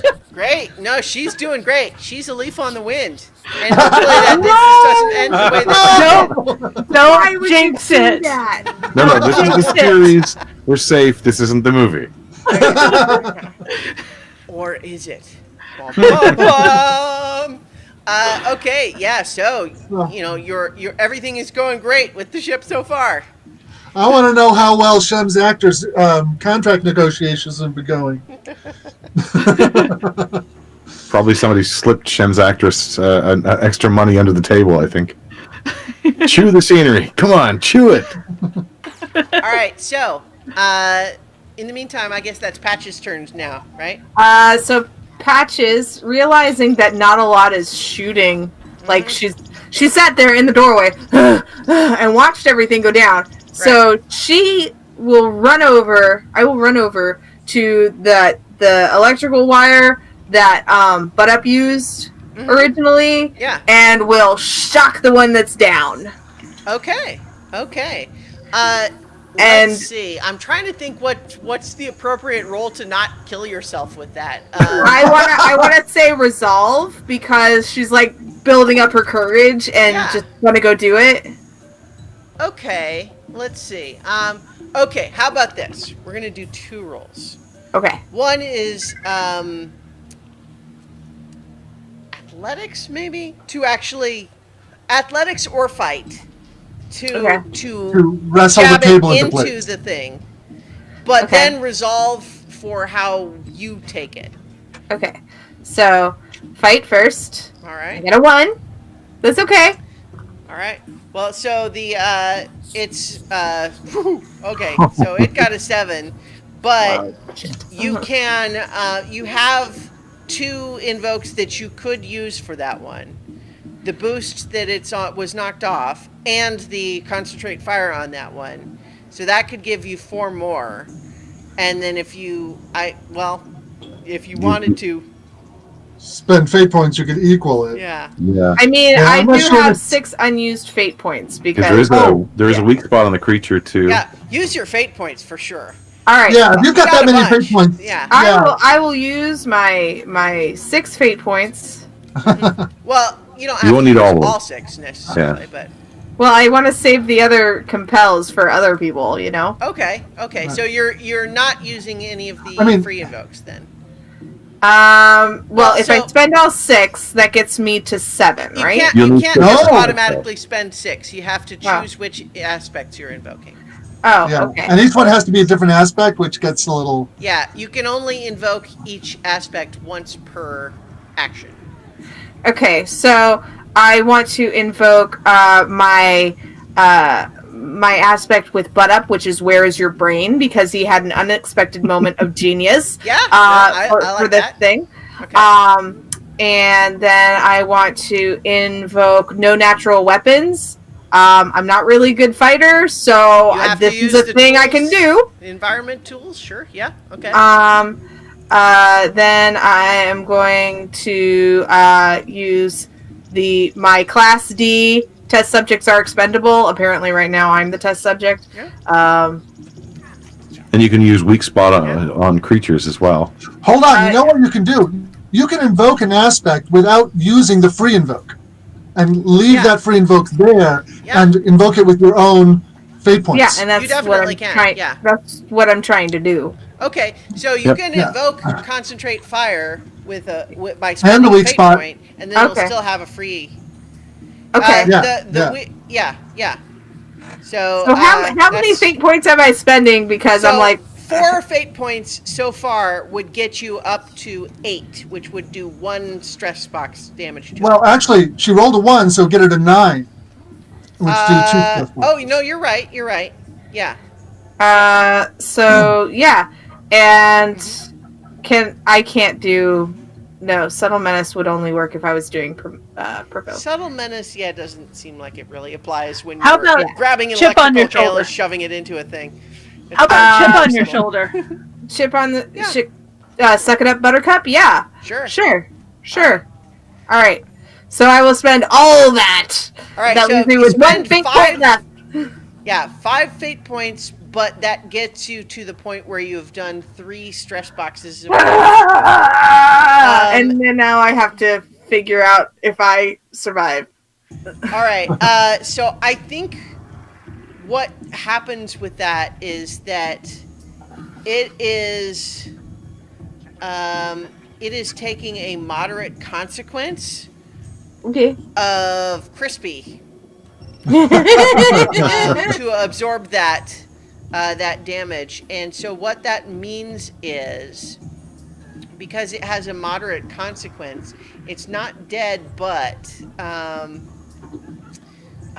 let's see. It's not dead yet. But it is a condition that can be invoked by anyone else. So it is yet another thing that can be invoked on attacks against it, like the weak point and so on. And when you do the damage, it becomes a success with style. And so you're doing 3 damage to it. You can choose to do 2 damage and have 1 be a boost, but I think no, it takes a condition. So here, the thing that it is one of them is Crispy, and so that means that is a permanent thing that there's 1 free invocation of it, but then it's also just another thing that anyone can invoke. Okay. So now I have to do the resolve roll for how well And here's another thing. It also uses up one of its consequence slots. Yes, it So- can't take another moderate consequence. Great. Right. That's awesome. I mean, when you're fighting big critters like this, that you're just trying to fill in all those slots so that it eventually has to concede. Okay. So I'm making my resolve roll. Mm-hmm. I got a 3. I was actually going to say 3 was the target, so I think you are fine that you managed to avoid zapping yourself with this electrical cable. As you sort of twitches and it's kind of steaming and smoking, and you guys can definitely see that it didn't like that. No, sir. All right. So I guess that's that would be next back to Dresden, right? Oh. Okay. Dresden's gonna shoot the crispy one in the butt. All right. I just like saying in the butt. So Man, okay, so I guess they're not only having a high skill but also rolling well. So you have 1 free invoke of Crispy. And Yeah, but then that's not gonna do remember anything. there's also the 3 free invoke of Crispy, free invoke of weak spot, and free invoke of concentrate fire that weren't used because you had patches not spend the fate points to invoke without using the free ones. So when I use those, does that give me a +2? Each one invoke gets gets a +2. Yeah, so it would get Okay. you up to 8 and do 1 shift of damage to it if you use all 3. Okay, so I want to invoke Crispy, and I Hold want. on. I think we actually have 4 we can do because the boost has not been used either. Oh, knocked off the battery? Knocked down, yeah. Knocked down. Okay, yeah. Okay. So there's 4 that you could do, and that would be another 3 shifts of damage to it. Okay. Well, I will use Crispy and Knockdown to. Okay. Well, so if you just do 2 of them, though, that only gets you up to 6, which wouldn't do any damage. So, what's the other one I can use? Hang on. So Weak Weak spot spot. creature Weak spot. and So then, concentrate fire. But Concentrated Fire. Yeah. I'll do So- concentrated fire too. Are you using all 4? Is the point? I'm only using 3. Okay, if you do 3, then you do one shift of damage, and there's one thing to remain. Sure. All right. So I'll save the other stuff for somebody else. The knockdown is a boost, so it actually goes away. Yeah. So knocked down is gone. It's still down, but it's not like flailing anymore. Right. So the boost isn't there, but there's still 3 things that can be invoked.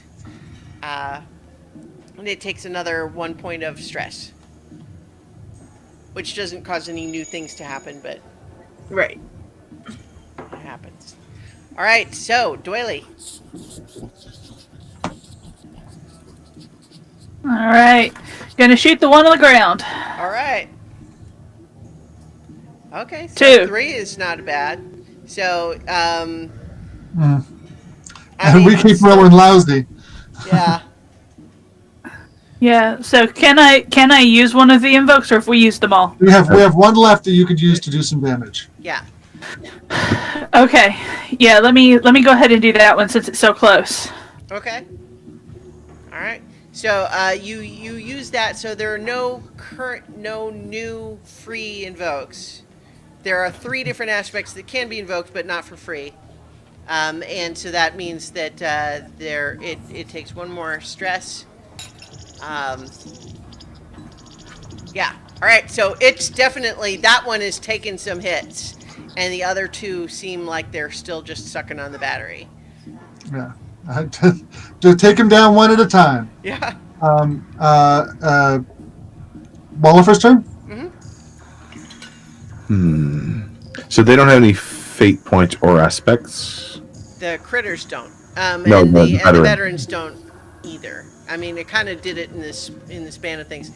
How about this? I will let each of you on your turns now, if you want to come up with some flashback of what they did during the war, I'll let you do a roll to see if they can get like a free invoke of something. Yeah, and you can also use your shoot skill to create advantages. Right, Like yes, you you can can do that. You can shoot to you're shooting to hurt it into the corner so that it's cornered, for example. Right. just yeah. Although it's still the same roll against its fight, though, so it's just Yeah. as difficult. Well, Okay. rolling to create an advantage doesn't have the same defenses, does it? Not necessarily. Okay. Yeah. I mean that's It depends on what you're trying to do.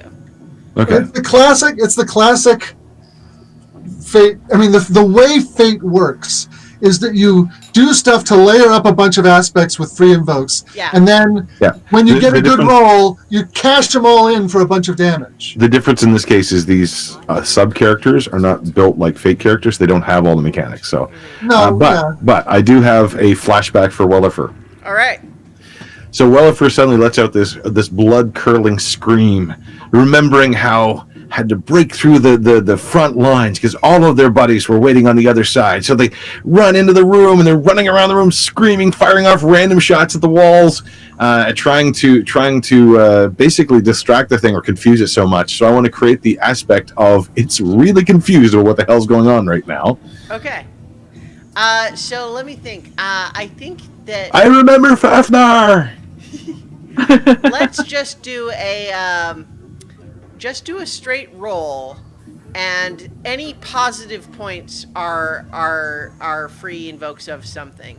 Meaning, if you get a +2, then that's 2 free invokes of something. But any minuses don't count for anything, just because it's Okay. fun. All right, so That seems terribly appropriate. so no negative effect, but no positive effect either. Well, I had 2 negatives and 2 positives, so yes. As Wellifer just loses their shit and runs around the room shooting things. Pardon my language. you can still Wallifer can still shoot. Okay. Just Let's do it. remembering the times that they've been in battle before. I got shot. That's where I lost my stomach. Dang. Yeah. Oh, 6 is pretty good though. Very good.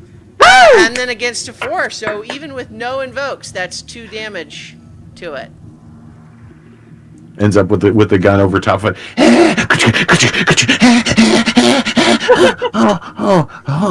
Oh, my back. Okay, so yeah, I think that this thing is, yeah, it looks like you do some damage, and as it's jumping out of the way, trying to get out of the way, it is now winded. Ooh. Thing. So that is a free invoke of something for someone else as well. Okay. All right. So Rick next. Yeah.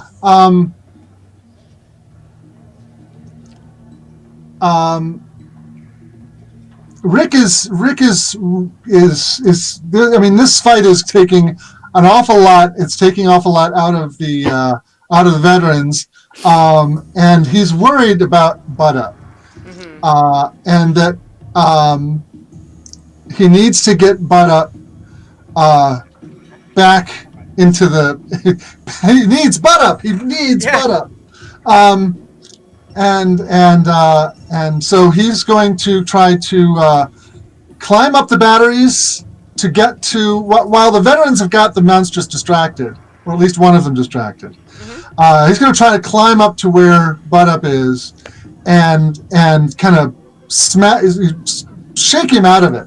Just kind of, grab him by a couple of pseudopods and is like, Butt Up, get with the game, dude. We got monsters on the board here. We need your help. Your hands get kind of tingly from touching him. I was going to say, you probably want to just poke him with a stick. Yeah. So I think you're probably looking for a rapport roll to snap Butt Up out of it. So, I mean, as far as a target for that, I guess you tell me, Mark, what is Butt Up's resolve target for what would it take for Rick to snap Butt Up out of it?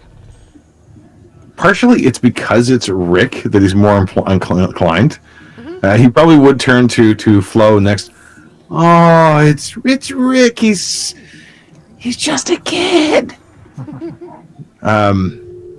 So I will actually concede. Okay. To the action. I'm going to spend a fate point to concede. Using my aspect for Rick, which is just a child, so there'll be no roll required. Okay, yeah. So we'll say it's a success then. Yeah, I don't think you need to spend a. You don't need to spend a. Yeah, I don't think you need to spend a fate point necessarily. So let's say we'll just say then. It's Rick. He needs me. Yeah. I thought my brother, cousin. I don't actually know the relationship. Bud of mine that he wears would keep him safe, but I'm sorry, Show. He needs me. And I'll kind of lean in and kind of reform around Rick's hand. All right, so I think it's actually Butt Up's turn now. Realizing now, buddy. Oh, you got lost in the roll a little bit, but your real friends are need your help. I think I found my other family, but they're kind of slobs. Can you take me over to that panel over there? Never mind, I got it. And I just start stretching over in that particular direction. I have sparkles. And I'm going to start. Since my shield is still glowing and it's somewhat separate, I'm going to try to. I hate to use it because it's such a Star Trek thing, but I'm going to try to sour the milk. I'm going to try to send a resonance field through the battery that will make it seem kind of untasty. Okay. And since he's tasted it, he knows. Yeah. It's so good. Gotta keep some of this for later. No, I like that. So let's try for an engineering roll of 3 to change the frequency of the radiation in the battery enough to make it not. As the pseudopod kind of stretches out, it stretches out into multiple endpoints. Look, Rick, I've got fingers. All right. Yeah, so that's a success. So I think that you see the two creatures that were still sucking on the battery suddenly kind of shudder and pull away from it in confusion. Bye. I wave like 5 pseudopods in strange directions. All right, so I think it is their turn now, the creature's turn. So one of I would like to point out that Mhm. Butt Up did not change the frequency of the energy that's in his bucket. Nope. Right, no, I think that's, yeah. Okay, just making sure that was clear.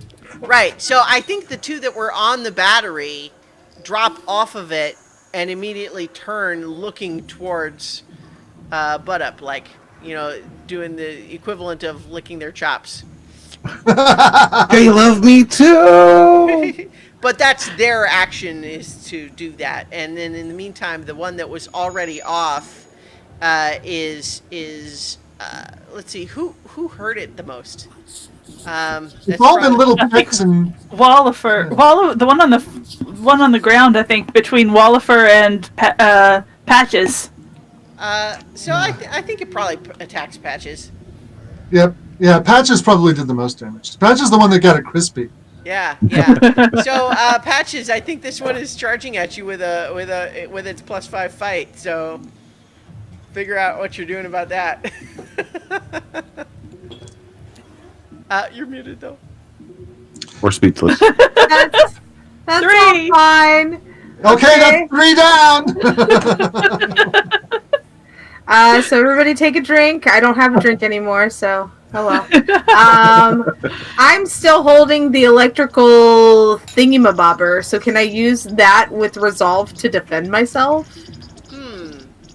As opposed to fight, like just the resolve that you're still holding it and you can. Well, no, just like holding it in front of it as if, okay, you're Yeah. going to come after me. Oh, you have I to see. come I after see. Yeah. Your resolve to keep holding it in the face of this thing leaping at you instead of like flinching away.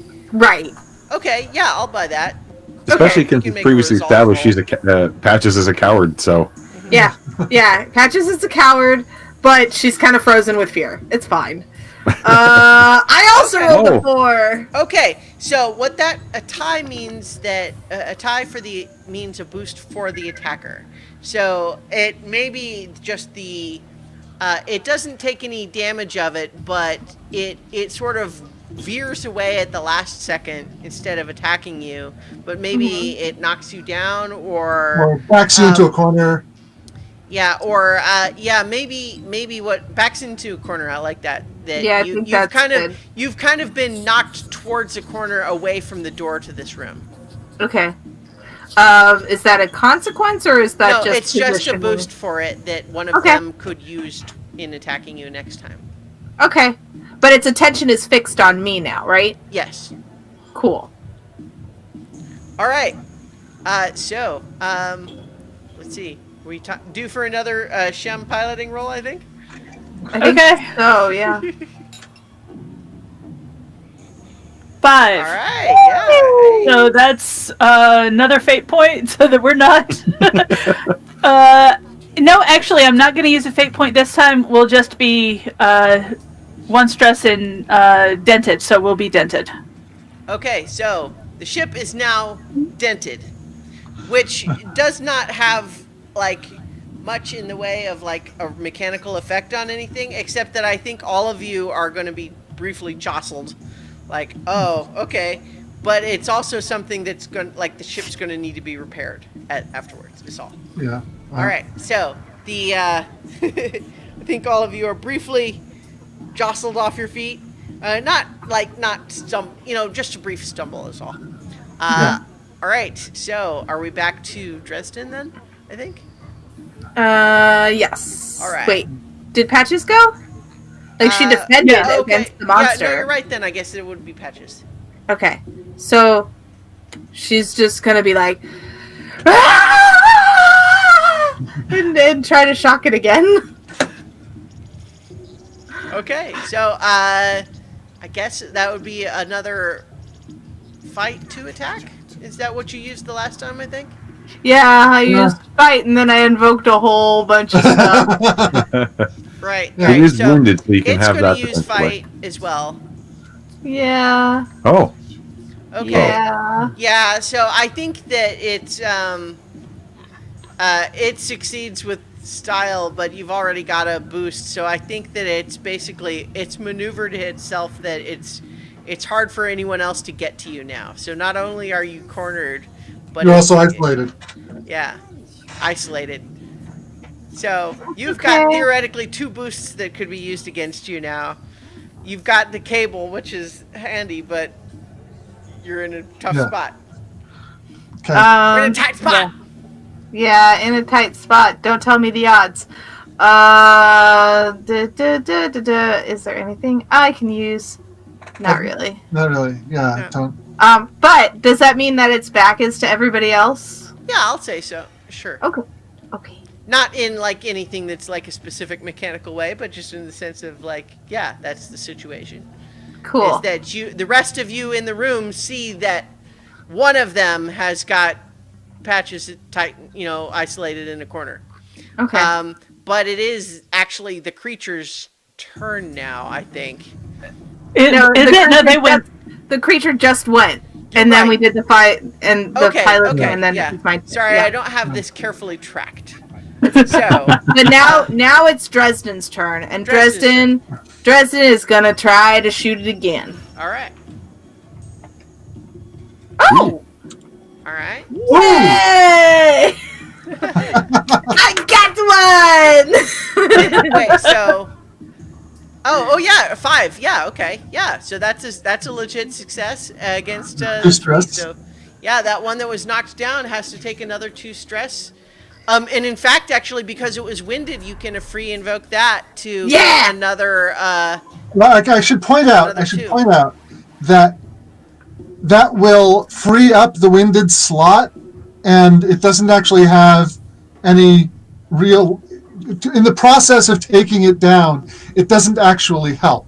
It's better to invoke that kind of thing if you're trying to make a defense roll or something and save somebody's life, because that will make the winded go away if you invoke it, and it'll open up those stress boxes again. And we're not. So my suggestion is to leave it and just take the 2 points you've got and leave it at that. Unless it were the killing blow. Unless it's a killing blow. It's not the killing blow yet. Okay. So then I'll just leave it. Yeah. All right. So it takes it. It's going to take a mild consequence to absorb the 2 stress. That not only is it crispy, that it's like I'm trying to think what's a quick way to say that you've shot it in the butt. Walking funny. It's walking funny. So it is crispy and walking funny. Yeah. And I'll tell you just mechanically that it doesn't have any more condition boxes, and it's you're filling up its stress. Like, these things are tough for sure, but you're doing your damage to it for sure. You're whittling it down. Was there a free invoke on that? For walking funny, yes. Yeah. Okay. The chat says irritated. Yeah, irritated. Yeah, that works too. Mildly angry. All right, Doily. All right, I have a really bad plan. I love really bad plans. Okay, so you know how many of them were actually licking their chops? Because I've gotten kind of confused, because I know that there's one that patches into a corner. Is there one that's been flipped over on its back? No, that's the same one. Yeah, so there's 2 that just got off the battery because it was soured, and they were eyeing butt up. The other one and the third has patches in the corner. Okay, so apparently that one puts patches in the corner. Right. Okay, so that one's there, but we've got these 2 that are coming after Rick and Butt Up. Because Butt Up Smart Master says really bad plans are good. All right. So, I don't know if this is going to help, but Doily remembers how it lost its legs in the war. Yeah? How? And had to flip over and run on its hands to get out of enemy territory. Okay. Through a really crowded shopping mall. It was disastrous. Okay. But so basically, I want to create an aspect or create something called "Good with My Hands." Okay. Well, so go ahead and make just a 40F roll. Nope. Okay, that's a Didn't 0. do it. So, oh well. Okay. All right. So It's still great. It's still great, just no mechanical benefit. all right. So my really bad plan, since that didn't work, is that I'm going to hook the bucket. Does the bucket have like a strap on it? It has a ring. It Yep. has a ring. I'm going to hook the ring on the bucket with the handle end of the blaster and take off running with it and try to lead the creatures to the nearest point of to the nearest airlock. Okay, great. Go ahead and make. Okay. Lee, that is exactly what I was going to do. I was going to suggest too. Rick would be closer and would also know better where that is. So, can you leave that one to me? No. I think this happens. That's too meta right Rick there. can support Okay. that and be the All right. relay race at accepting the baton in the next turn. So But- does Doily say, "Give me the bucket"? Doily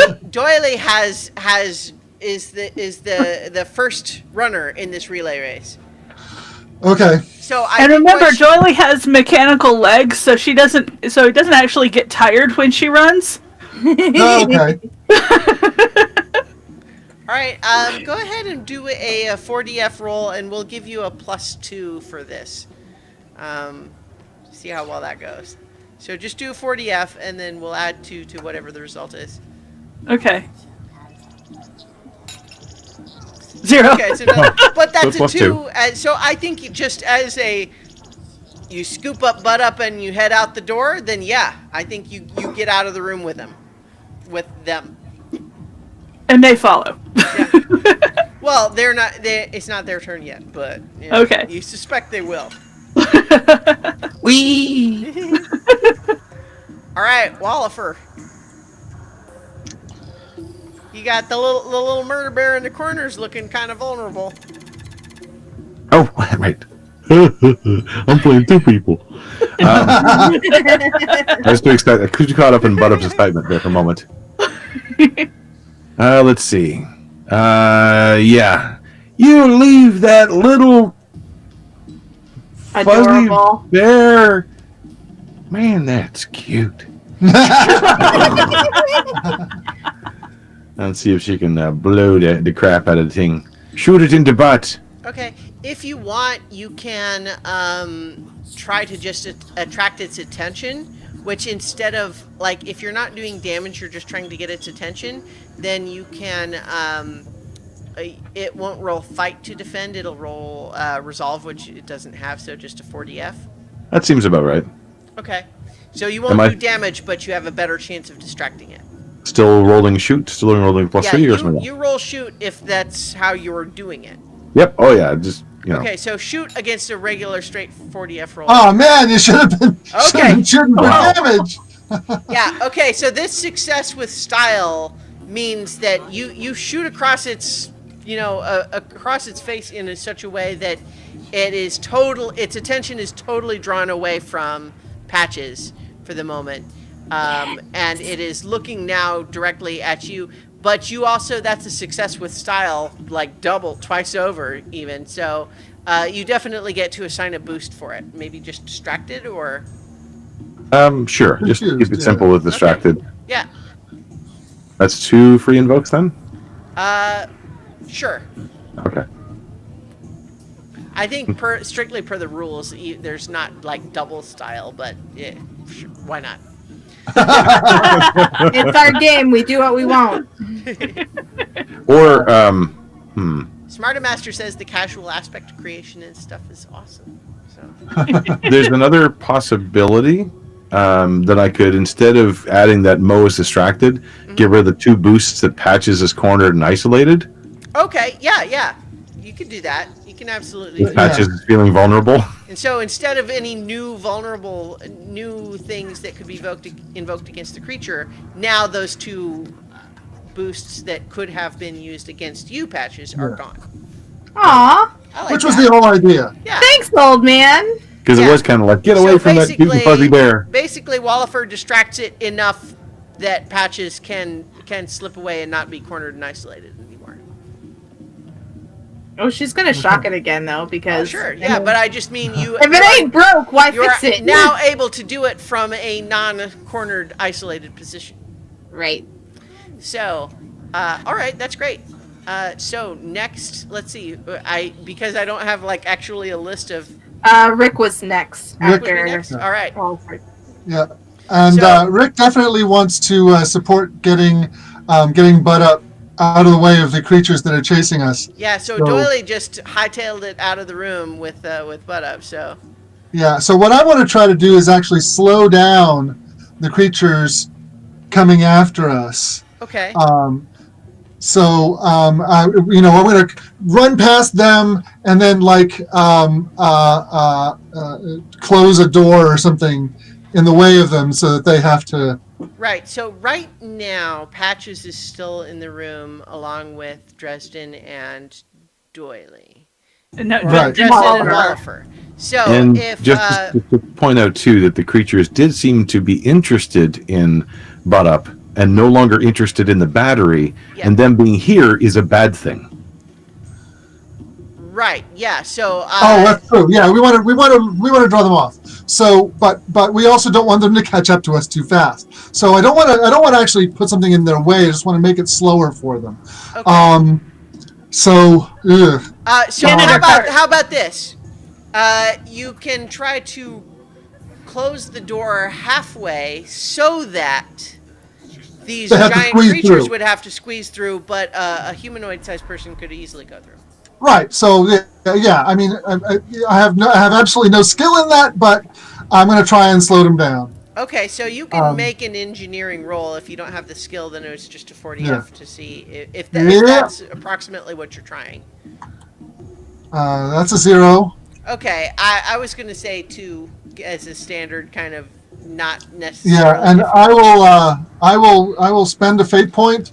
I will actually give you a free invoke left over from the fact that Bud Up used the door closing partly on Okay. the firing of the creature before. So it was already partly closed, and you're just like goosing it a Yeah. little bit. Just like gauging it. Like okay, stop it there, All right. so that it's wide enough for us to get through, but the creatures have to kind of pry their way through. Yeah. Killy! And, All right. actually, no, he'd be saying Suey. It's important to distinguish. Here, between pig, the pig, two, pig! right? Come on, pig! All right. So that was Rick's turn. It would be It's the creature's turn the now. creature's turn now. So I think the one that was distracted. Oh, I'm sorry. It's Butt Up's turn, and then it's the creatures. Okay. Thank you for keeping track. Trying. All right. So Bud Up, you are being carried in your bucket by one of these old timers. I think that there would be a natural reaction where he kind of turns longingly. The music suddenly shifts from the action music to the loving soft strings as he looks back on his friends, which are receding, and the tentacles grow longer and longer. And come on!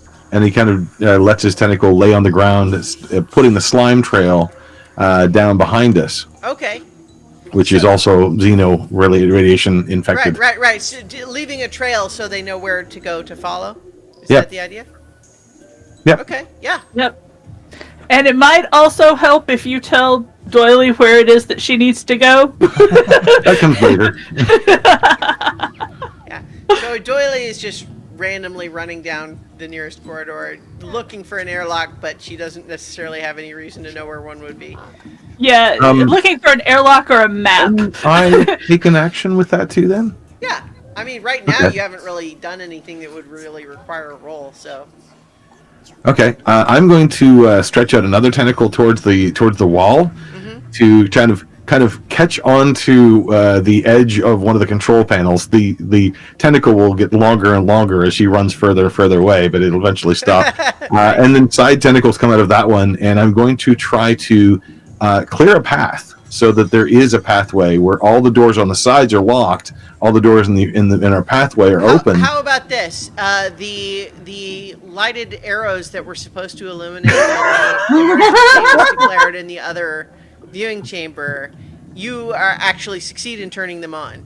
Sure, I'll look at little that. arrows that light up on the floor to tell Doily where to go. There you go. Okay. Yeah, so in an emergency, everybody just run out the airlock. Yeah. That sounds like a great plan. Obviously, right? Yeah, Obviously. Escape pod, airlock, they're close to each other. Did you want a systems roll? Or what do you yeah, want for that's that? probably a systems roll. I think just of 2 because you know what you're doing. It's not that it's difficult, except that you're doing it while being carried aloft. Yeah. I wouldn't require a roll except for that. But hey, a 2 is a success.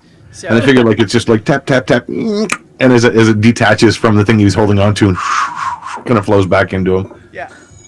Maybe hitting Doily in the back of the head. Okay, so technically, overcoming an obstacle is what you did, and a tie is a success at minor cost. So let's think about what's the minor cost?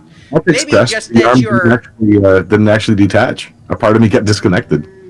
or just that you're kind of stretched. So you're kind of stretched thin right now. That you're Sure. kind of just like, oh, this is taking a lot out of you. Yeah, Kind of I have can do the that. equivalent of you know what, a minor cost in this context would be like 1 stress box, so maybe 1 stress box in like winded or something. I was going to take broken. Okay, well, 1 stress box you can put Yep. wherever you want.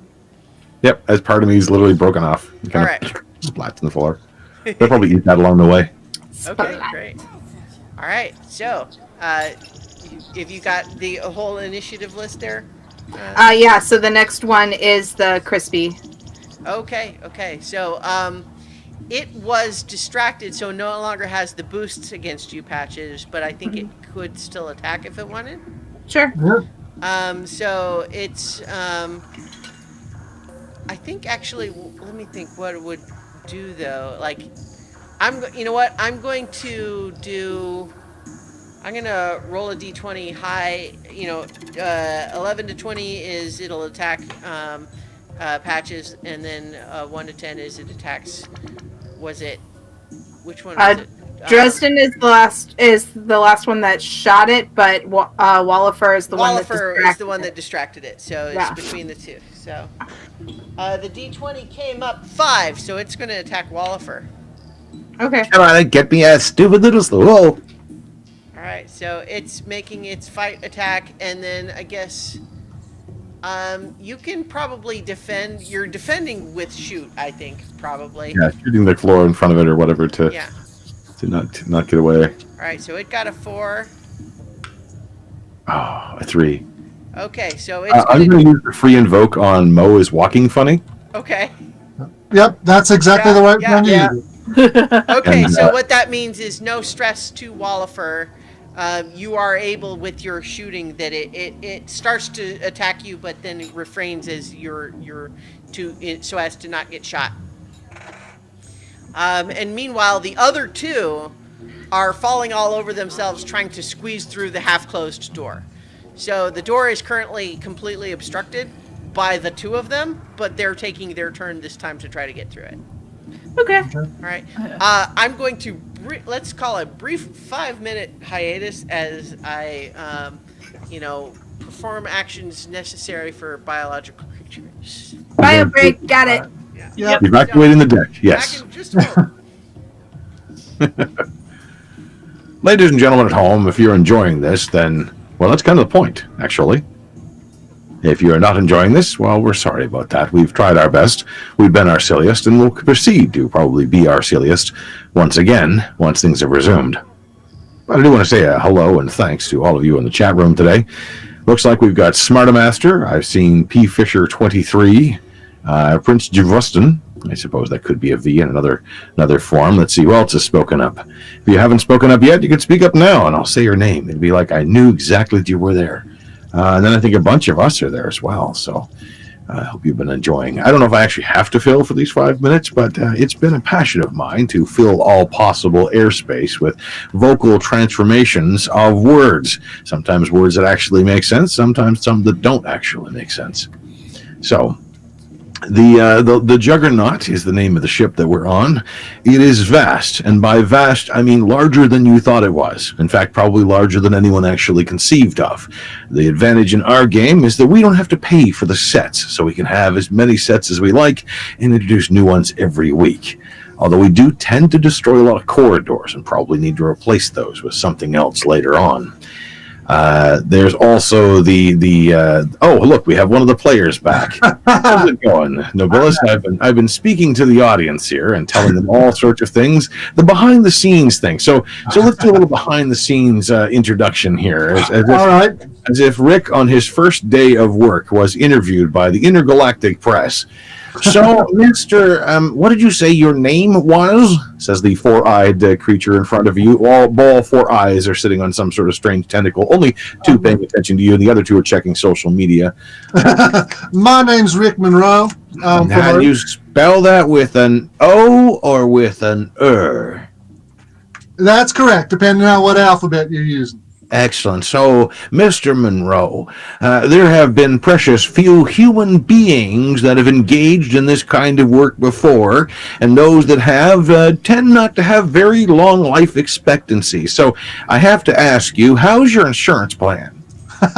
Well, I have nothing bad to say about the company I work for. The benefits are quite adequate, and I have, in fact, read through the company manual on interacting with the press, and I have nothing more to say.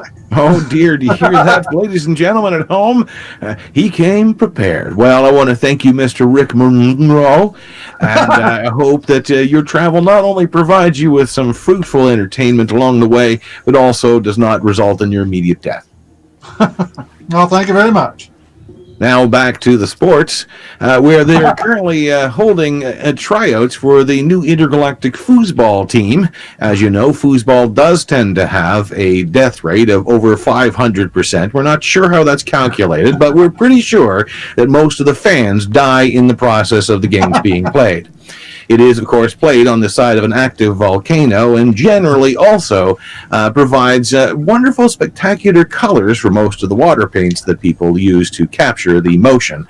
As you know, no video cameras can go close enough to the action because they tend to also melt and explode. Also, my contract doesn't cover this, so I am out of here for the intergalactic news system. I'm no longer working here. Oh, I got a like on Facebook. Doom, doom, doom. We now resume to your regular broadcast. That I came in back in the middle of that, but that was amazing. Okay. My middle name is Vamp. Where were we? Do we have? Oh, Spence's chewing on something. Where were we? So who just went? I believe the creature... The monsters just went. The monsters Mo just went. went. Okay. So then... the other two are scrambling through the door. Okay, so then it's Patch's turn. So I should probably write this down. All right. I've got it in my head. Okay. Opening up a page in my journal. Here we go. Okay, so order. Patches. Dresden. Doily.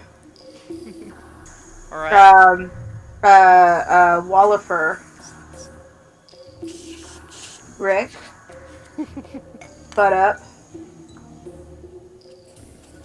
Crispy. And the other two.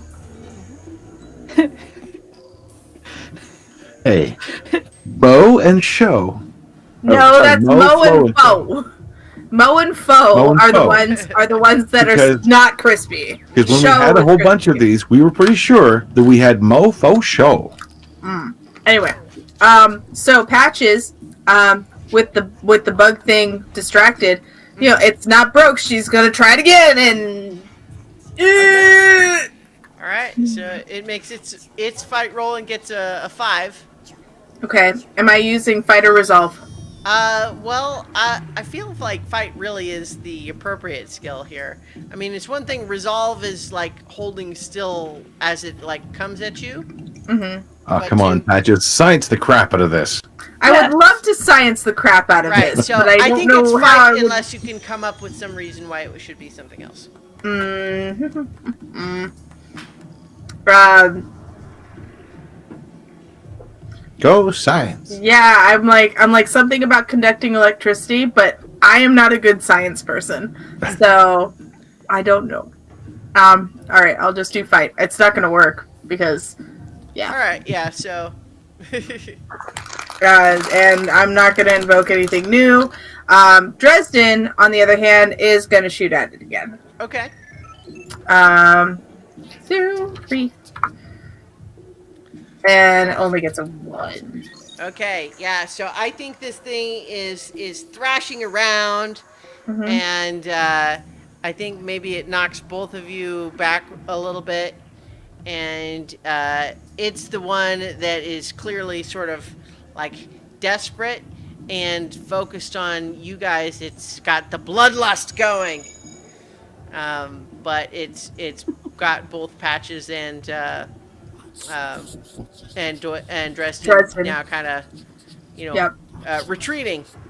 Well, Patches is on one side. Dresden is still kind of towards the door, so it's like hit Patches with its butt, and Dresden is over on the other side. But it's focused on Wallifer, which is right in front of it. All right. Anyway, Doily. Still running. She's running, holding this bucket up above her head, going airlock, airlock, airlock, Well, airlock. now there's light up arrows on the floor now for you.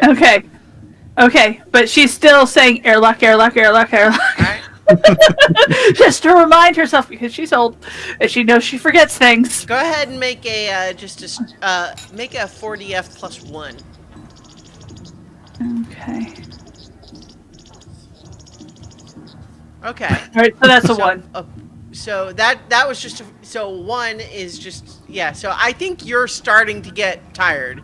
You're making progress towards the airlock, but oh boy, you don't have the spring in your step you used to. Yeah, damn joint locks. Yeah. Substandard pieces of crap. If it weren't for the Planet Bob's inadequate VA hospital system, you would have had your prosthetic joint locks replaced already by now. But you're on a wait list. It's a whole thing. Yes. It's terrible. So they're starting to get a little squeaky. Yeah. All right. But you're almost to the airlock though. All right. Okay. Who's next? Next is Wallifer. Okay. Wallifer's got the crispy beastie staring down at it. I'm going to try to create an aspect. Okay. The aspect that I'm hoping to create is it's stuck in the door. So it was one of the bigger ones, I think. Well, So there's there's one that's not near the door. Oh, The that's other right, it two wasn't- are themselves. But they're stuck in the door right now. The door, Okay. yeah, you just rescued me from Right. Patches from this thing that had me cornered. Okay. Yeah, I got it distracted before. Or no, I started to get distracted, but then I just got distracted from Patches. Right. Okay. So I think something similar along the same lines, which is the same thing that I just said 3 times now. Okay. It's kind of hurting it. That's what I'm going to do. I'm going to hurt it. Yeah. So you're making it. Yeah. Okay. So it's still going to make a blank 4DF roll. You're not doing damage. Right. But this time, you could potentially, either erase the boosts that are on Dresden and Patches, or give an invoke against something else. Okay. All right. So we try that again. Ta-da! Oh, yeah, there Yeah. you go. That's a success with style. So what that means is that you can either erase both of those boosts again, or you can create a boost of your own, or create a new aspect with a free invoke. I think for now, I'm just going to get rid of those boosts because I had Okay. forgotten to write them down anyway. So Well, We're good. we didn't really settle clearly what those were. I think they were just kind of knocked back. I'm keeping the civilians safe by making sure that it's focusing on a military target, or at least not focusing on suppressing them. fire. That's right. There you go. Yes. All I right. love how he thinks Patches. You little teddy bear, you should run now. Okay. Who's after Waller? That would be Rick. Okay. Rick is still looking for. Yeah. I think he's just gonna. He wants to just assist with. No, I remember, because she's starting to slow down. Yeah. Doiley's starting to slow down. So Rick is going to take up for her and say, "I got her. You find some place to hide." And I'm going to grab the bucket and carry it. Keep following the lights. All right. So make an athletics or physique, whichever you think makes sense. They're both the same. So. Okay. Okay. So, Made it. Yeah. So that's I think that you're going to need to take 1 point of stress, but you have successfully caught up with her, taken you've taken up Butt Up. You're on your way to the airlock. Okay. Because that's tie means success with minor cost. Okay, so I took a point of stress on Winded. Mm-hmm. All right. So next is Butt Up. Okay. I'm an Olympian. Oh, hi, Rick.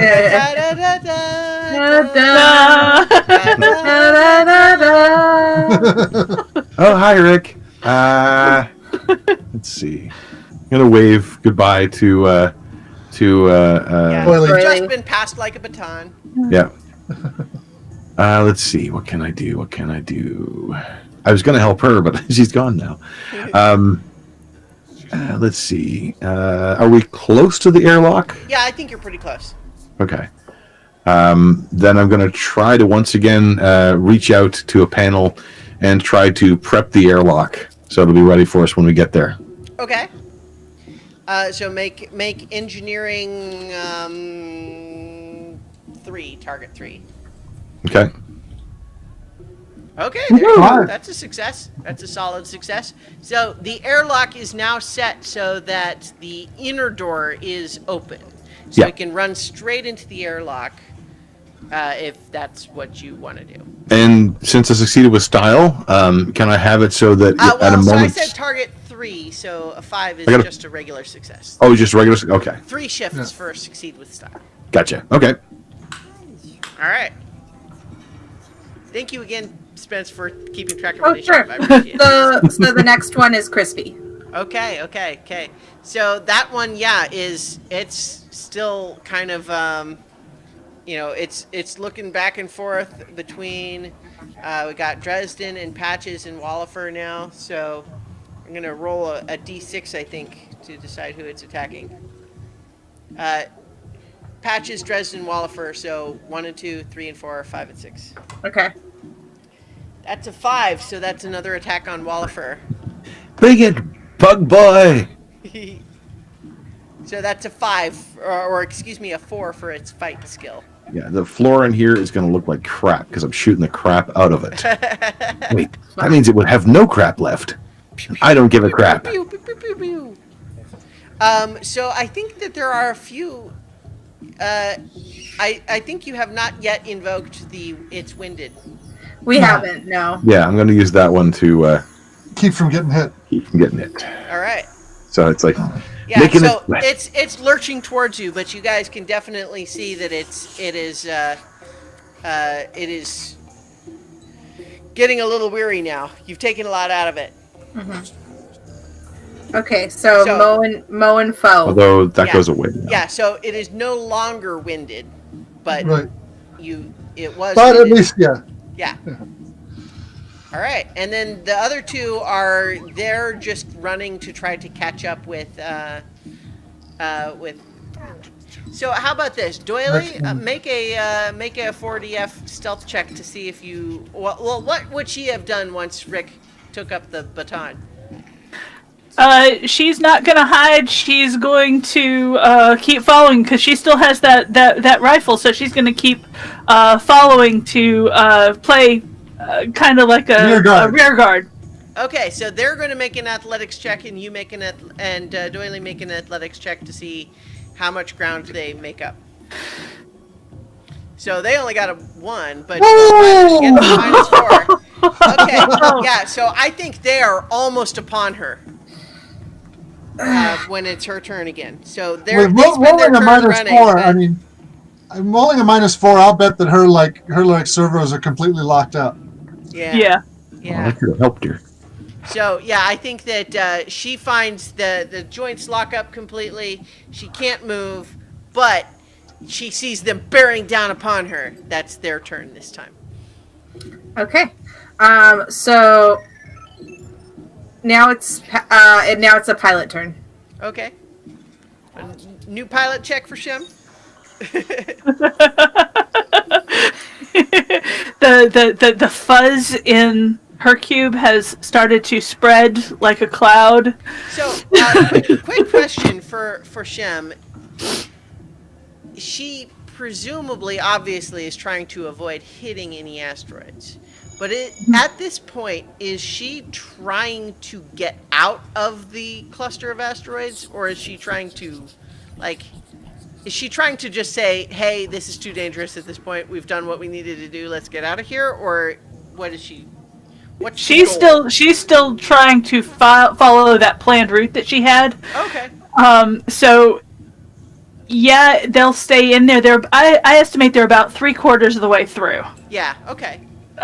So on this planned route, which was supposed to be, the safest thing that she could estimate, that would be the best view for these guys, and yet still. All right. So how about this? It was just the best of both worlds. How about this? I'm going to rule it like this. She can try to get a shortcut to go out of the danger zone sooner, which will require a 6 target this time. Or she needs a 4 this time and another 4 afterwards. Yeah, no, she's not going to take a shortcut through. All right, so still she's going to stick with her planned route. Yeah. Yep. All right. Better safe than sorry. Oh. Yeah, so that 1 is actually a -1. Yeah. I can do 1 invoke for. I'm trying to minimize the damage. I'm trying. No. Use it for a reroll. On average, it would be better than invoking. Because the dice made a -3, so statistically, this is actually where an aspect would be useful as a reroll rather than just +2. Yeah. Okay. Trust me, reroll. 4. There you go. So that's a 2. So you've used 1 fate point, and you're still. All right. Yeah, but I'm going to use the crew fate point. Okay. Yep. And invoke the Juggernaut's shields. All right. All right. The Juggernaut shields. Did you feel that? What? I think that it actually didn't have shields. It has armor. Armor. Yeah. Hang on. I got 2. You always invoke too big to fail. It's just gonna. No, the light armor. The light armor. Did you feel something? Yeah. Okay. So you're going to use the accept a mild consequence by invoking the light armor. Did you feel something? The armor has a mild consequence. Okay. And so you can accept that you are. I felt something. Is the consequence mild consequence? The mild consequence is that we did feel something. Yeah. So basically that means the ship has a mild consequence, but you don't need to add any new stress boxes. Or you can just take 2 new stress. How about if the armor the armor shorts out? Well, no. A mild consequence just means that you have the armor currently. The part of the armor that's designed, it's like a crumple zone. right? Mhm. The part Yeah. of the armor that's designed to crumple so that you don't take actual structural damage has now crumpled. Okay. Yes. So no structural damage, but the crumple zone is crumpled. Okay. All right. Yeah. And you can put a consequence on it called buckled or something like that. Yeah. All right. Yeah. I actually wrote on the sheet that it was just the mild consequence was I felt something. Yeah. Okay. So, is that Shem's turn? Yes. I think so. Yeah. Yes. Yep. Okay. Yep. So now it's my turn, and Do something to create an aspect. I need to do something to create an aspect, but I'm blanking on what I can do. Well, you are a scientist, and it's an experiment. I know, and but my science brain is gone. Okay. How about this? Mhm. You yell out, "Everybody get off the floor!" and then you jam the cable you got against the floor to create an electrified floor aspect. How are people going to get off the floor? That's really their problem. That's But their problem. Okay, so I'm they going to jump yell. up on I'm top going to of yell. I'm Jump. going to compel Okay. test Test subjects are subjects are expendable. expendable. Yeah. Yeah. All right. That's All what right. you do. So I will say everybody get off the floor and Yeah. I yeah. will jump while I stab this thing down into the ground. All right, so I think you are going to roll to create an aspect that the floor is electrified. Okay, and I roll with science. I think maybe because theoretically what you're doing is you're trying to create electrifying the floor is easy because you can do it with the cable, but how do you do it so that you don't also get shocked? So that seems like maybe an athletics or physique or something for you. Yeah. I don't have any of those. Well, I mean, if you can think of some other skill, like to explain what's happening. Survival is No. something I have. Cute and fluffy, like your my Also cute your and fur. thick fur and Thick fat. fur and my fat. thick Yeah, fur- there you go. Yeah, so we'll use thick fur and fat. Well, that's not a skill roll, but I mean, That- you that's- can invoke that to Yeah. spend a fate point to get a +2 towards whatever skill roll you want to roll. Okay. I think survival then would probably be I'll accept survival. okay. Oh! Oh no. Okay. It hurt. I It think hurt. you- I'm not you even need gonna- two invokes of something to not get shocked at all. Yeah. So, So, thick fur and fat would be an invoke that you could do. yeah, and Well, and also thick fur and fat, I think you have an additional mild consequence, and so you could absorb two stress with that. Because you really haven't taken any right now, or at least Not your this sheet doesn't- time. Yeah. yeah, I'll take 2. Okay. Um, Well, so here's the question though. mhm. Let's roll a science roll for you to determine how much damage this was going to do by electrifying the floor. That's a 6. Okay. All right. So that means that I'm gonna kill everybody in this room, apparently. yeah, so essentially everyone when it's their turn is going to do a defense roll against that 6 to try to survive this electrified floor.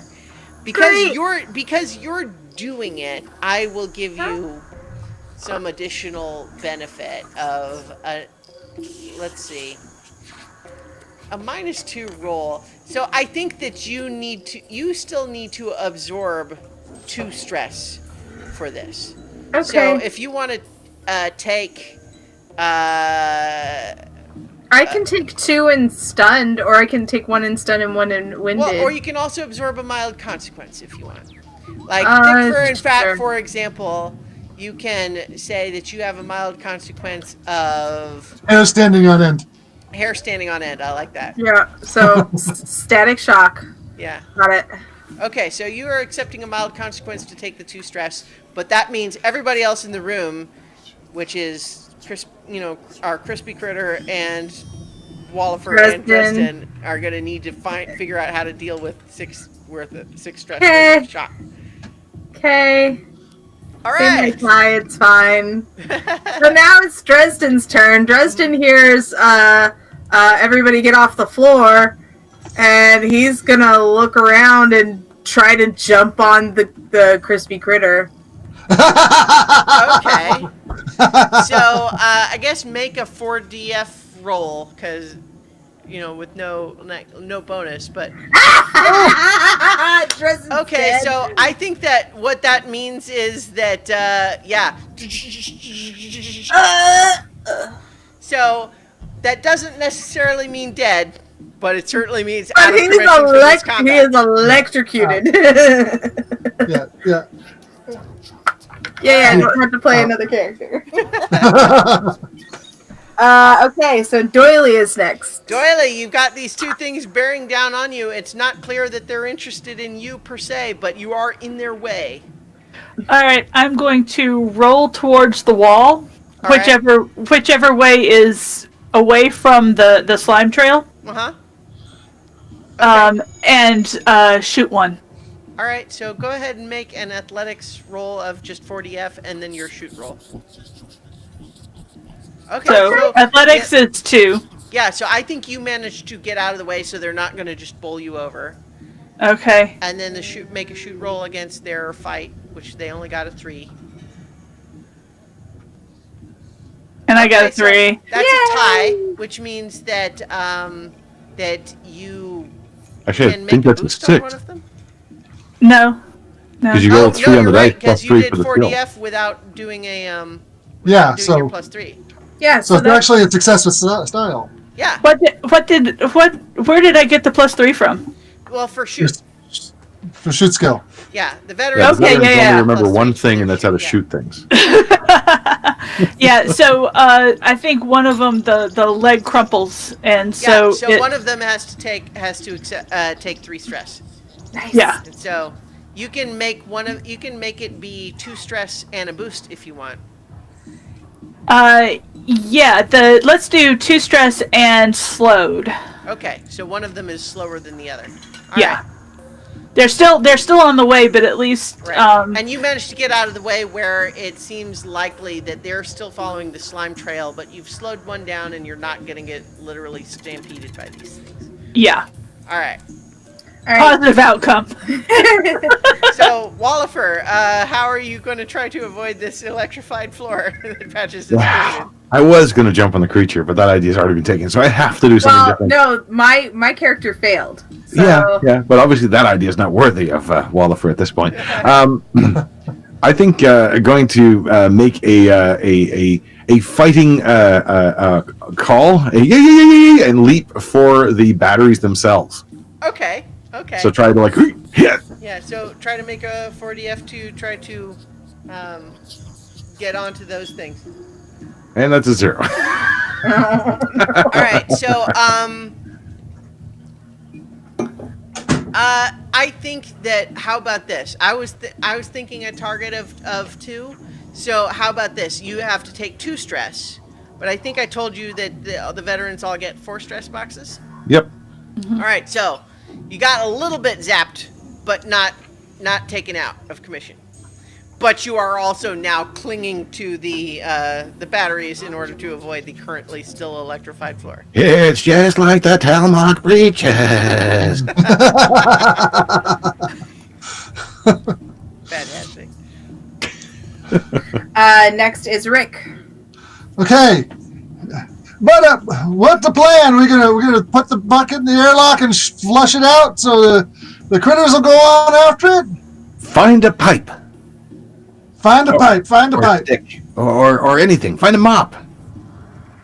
I will look around. I will hunt around for something vaguely stick-shaped. I know. I will spend my last fate point to to find in case of spill. Yes. And behind a glass plate is a mop and a bucket.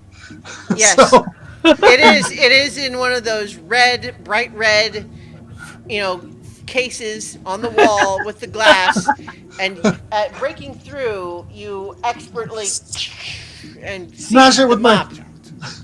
Ta-da! Mop in hand. Mop and bucket in hand. Okay. So now what? Give me a boost and mop me all over the airlock. Okay. So I will mop. So my slime is being all spread out over the airlock as a nice appetizing trap.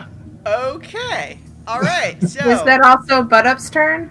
well, no, I think that's just a free action to talk. But so Yeah. let's try an athletics roll from Well- Rick to try to. Maybe this is creating an aspect, intoxicating trap. Yes. Yeah. Okay. So That's I'm what I'm thinking trying it's an athletics roll. Yeah.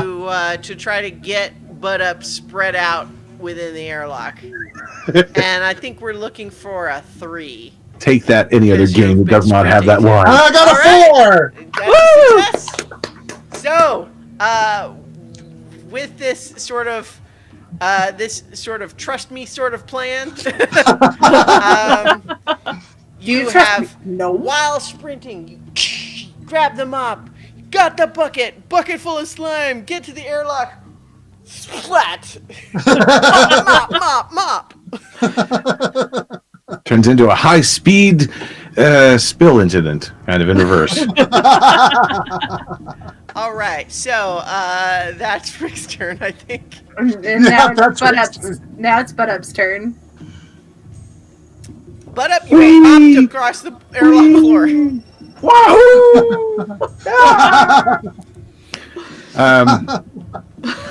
Smarter Master suggests that the cabinet for the mop actually just had a door that you could pull open, but you Smash. smashed through the glass anyway. I agree. Okay. Has the room been smeared? I think so, yeah. Yes. Okay. Point me towards the controls, because you're a lot faster swinging the damn mop around than I'm getting there.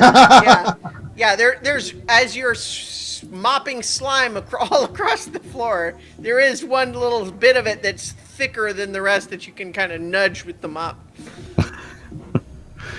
Right, and I'm going to, I guess it's a create an aspect, which is airlock hair trigger. So when they're in, I want to be able to launch it easier or whatever. Okay, yeah, so basically having it just ready to go. Yep. All right, so that's, let's say, an engineering target 4 for that. Okay. Okay. I'm going to invoke the Juggernaut is my home. Yeah! All right. Take that, things. So that is a tie, which means success with minor cost. So maybe Okay. one more stress. Sure. I'll take a, I kind of want to take angry just because of he's hopped up on this sure. zeta radiation. It's like, yeah, kind of strange. Yeah, no, I love it. So does that mean you have the angry condition now? No, I have a max Okay. of 2. So Okay, so you've taken a point of stress in Yeah. angry, but yeah, all right. Great. So now it is Crispy's turn. And Crispy has to try to save against the Yes, it does. shocking attack. So I No. think it is going to. Well, you know what? I'm going to rule that it does not understand the prospect of electrified floor, and so it doesn't know to try to defend against it. And so I'm going to say it takes the damage, and it is falls limp. oh, I don't like those guys anymore. Well, you're Yeah. not even there. I can sense them. We have a thing. Yeah, so it is taken out of commission. Yes. Oh, thank God. Okay, and then it's So, quick Mo and question, because it is taken out of commission, out of its own, it doesn't concede, so it doesn't get to make any decisions. And it was Patch's attack that did it, essentially, is it dead or unconscious? No, it's dead. All right, it's dead. It's dead. I just picture Patches pulling out a data pad then saying, interesting results. Well, that's assuming that my data pad didn't get fried. But yeah, no. She would catch her breath, toss the thing, and be like, medical officer's log. That's awesome. I do actually like the idea of that, though. Just medical officer's log. That was awesome. But no, I don't want to presume to. But I also killed an old man. Well, certainly he doesn't look okay. That's the other part of your job. Exterminator, doctor. Yeah. All right, Stupid so Hippocratic Oath. yeah, Anyway, Crispy is out of commission. all right, Mo and Foe's turn. Yeah, so they are making their way past. One of them is a bit slower than the other, so I think one of them is arriving first at the airlock. And Oh no! yeah, Oh. There's a lot of me to go around. yeah. So I think it charges in to the airlock. And I think, Rick, you're probably still there, right? We have not narrated that I am out. Yeah, I think you that just finished mopping, so I think yeah. So when he sees that thing coming, he wants to get out of that airlock before the critter does. Get in the broom closet. So it's going to be trying to attack you as it sees you. So you can defend with fight or whatever you feel like is the appropriate skill based on how you're trying to do it. I Hold want it off with the mop. No, can I try to dodge out of the way with athletics? Yeah. Okay, then I will defend with athletics. Okay. All right. Oh, I think 4, you not bad. succeed, and it lashes out at you as it zooms past and tumbles into the airlock as you dodge out of the way. And the other one is coming, but not quite there yet. Right. Do we flush this one, or do we gonna try to get them both in there? Wait for it. Wait for it. Hold! All right. So one is kind of ass over tea kettle as it tumbles into the airlock. The other one is on its way. Okay, Who's next? that was their turn. So it is now Patch's turn. Okay. Yeah, Patches is gonna You need to unplug that. stop Unplug electrifying the floor. she's gonna stop electrifying the floor, All right. and I am going to go ahead and aptitude. I'm gonna not invoke, but Compel. thank you. I always struggle with that word. So I'm gonna compel the healer's oath. Stupid healer's oath. Yeah. Okay. And go and take care of the geriatrics that I just kind of Fair enough. electrocuted. Okay, so take a fate point for compelling that you're going to actually help someone as the ship's doctor. What a pain. But you can make a science roll to try to resuscitate poor Dresden. And I do have my multi-species med Sure kit, do, yeah. so that So provides. I think the target here, well, I was going to say the target was 2, but yeah, there you Yeah. go. So I have a 2, and then my multi-species med kit would be a +2. So Yeah, so I think that's a success that, as you clear. I used the cord to Classic cartoon logic. Electric shock kills you, and electric shock brings you back. like frogs, Yeah. in science class. You shock them a little, their legs. Yeah. Oh, sorry. So, what is Dresden's result to dying and having this near-death experience, being brought back at the last second? So just he is back, and what's his reaction? Yeah. It seems like an important event in Dresden's life. Skander, is that you? Where'd you go? I miss you so much. And he pets Patches' fur, and she's just like trying really hard not to bite him, even though she doesn't have sharp teeth. She's just like, let go. But you're so soft! Incidentally, this is a total tangent here, but I want to briefly suggest that the tranquilizer gun that Patches owns, as established in the last session, has a name, and the name is Bedside Manner. I like that! I do too! All right. That's so exciting! That just made my day a million times better. So he's petting Patches, like, honey, where did you get so fuzzy? I just imagine soft focus on the bottom of the screen. Oscar moment flashes a few times. Oh, man. Yeah. Okay, so I want to briefly just yes and that idea, because Oscar Moment is a classic improv game where the idea is in the middle of a scene, someone has to basically step forward as though there's now a spotlight on them, and this is the clip that they show in the Oscar nomination, Oscar ceremony, when they're saying all of the nominees, and like, which clip from that movie do they show? What is Dresden's Oscar moment? He reaches up towards Patches and is like, Skander, I'm so sorry. I should have come home. I shouldn't have signed up for the war. I'll be home soon. I promise. Yeah. And then passes out. Yeah. Butt breathing. Yes.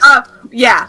All right. I was gonna say he gets like tranquilizer, but then I'm like, nah. He's too small.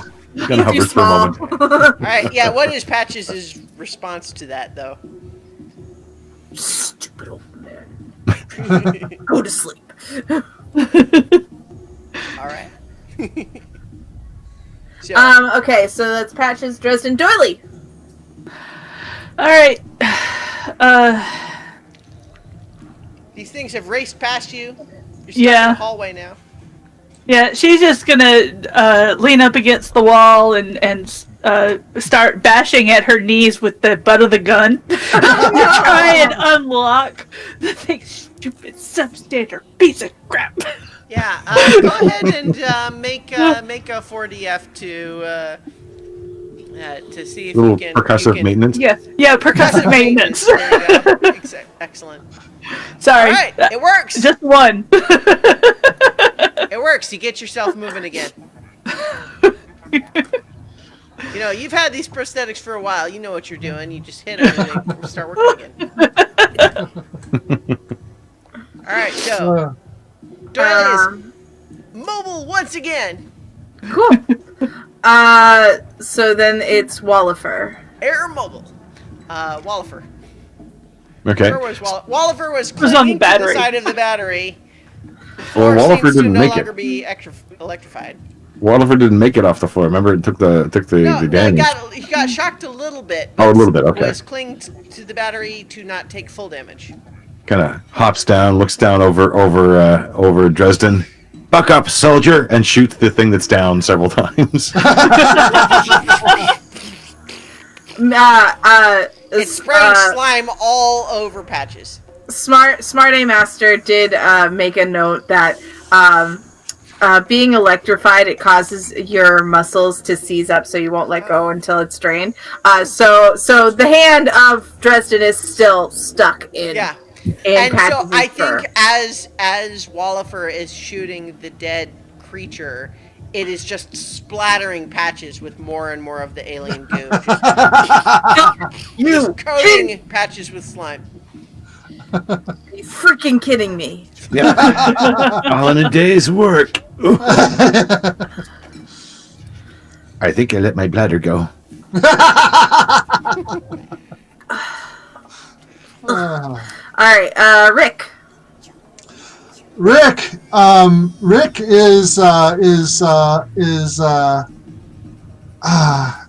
he's just waiting to flush that airlock as soon as the second monster gets inside. Yeah. And trying to stay out of its way. So I think I'm just gonna I'd like to create an aspect. Rick is staying out of the way. All right. Hidey hole. Athletics. Well, so I guess if you want, I guess athletics makes sense if you're basically just making yourself like physically far enough away that it doesn't, you'll not be. Well, yeah. I mean, like he's got. He doesn't want to have the things take a swipe at him as it goes by, like the other one did. But so he wants to. If you want to stay nearby the airlock, though, I feel like that might need to be like stealth or. I mean, Buttup is right on the controls, literally on the controls. How about this? I'll allow athletics if what you're trying to do is like acrobatics, judo flip this thing into the airlock. There you go. I have a feeling it's going to be able to fight back against that. It will get a defense roll if that's what you do. Yeah, I'm thinking. Okay, I want. Rick is trying to think himself small, and kind of closing his eyes, and he doesn't want to go too far away, but he just doesn't want to be noticed by the thing. So what I'm going to propose in a meta level here is that if you want to judo flip this thing in, you'll be rolling against its physique, which is +3. Yeah. But and that would be athletics versus its physique at +3, or you could roll against roll stealth against its resolve, which is +0. But I kind of want to encourage you to go big or go home here. Okay. All right. He will try to judo flip the grizzly-sized monster into the thing. The thing is, I have nothing to invoke. Wait, no, I do have. No, the crew pool is empty too. This one is the one that was slowed. This one was slowed. Okay. Oh, right. I have that. Okay. Mm-hmm. So yes, I'll roll the 3. Not bad. And it got a 1, so if you actually do invoke the +2, that's a success with style. I will invoke it, and you know what I think he's going to do actually is kind of jump out in front of the thing, and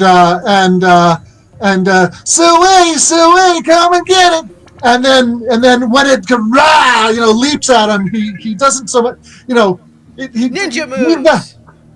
He rolls out from under it, and it leaps over him into the airlock. I think. And so now the airlock is like the airlock is now like stuffed with alien monster. Yeah, I'm going to suggest that your boost is that you flip this thing into the other one. Okay. And they're both kind of briefly knocked off their little insect-like feet.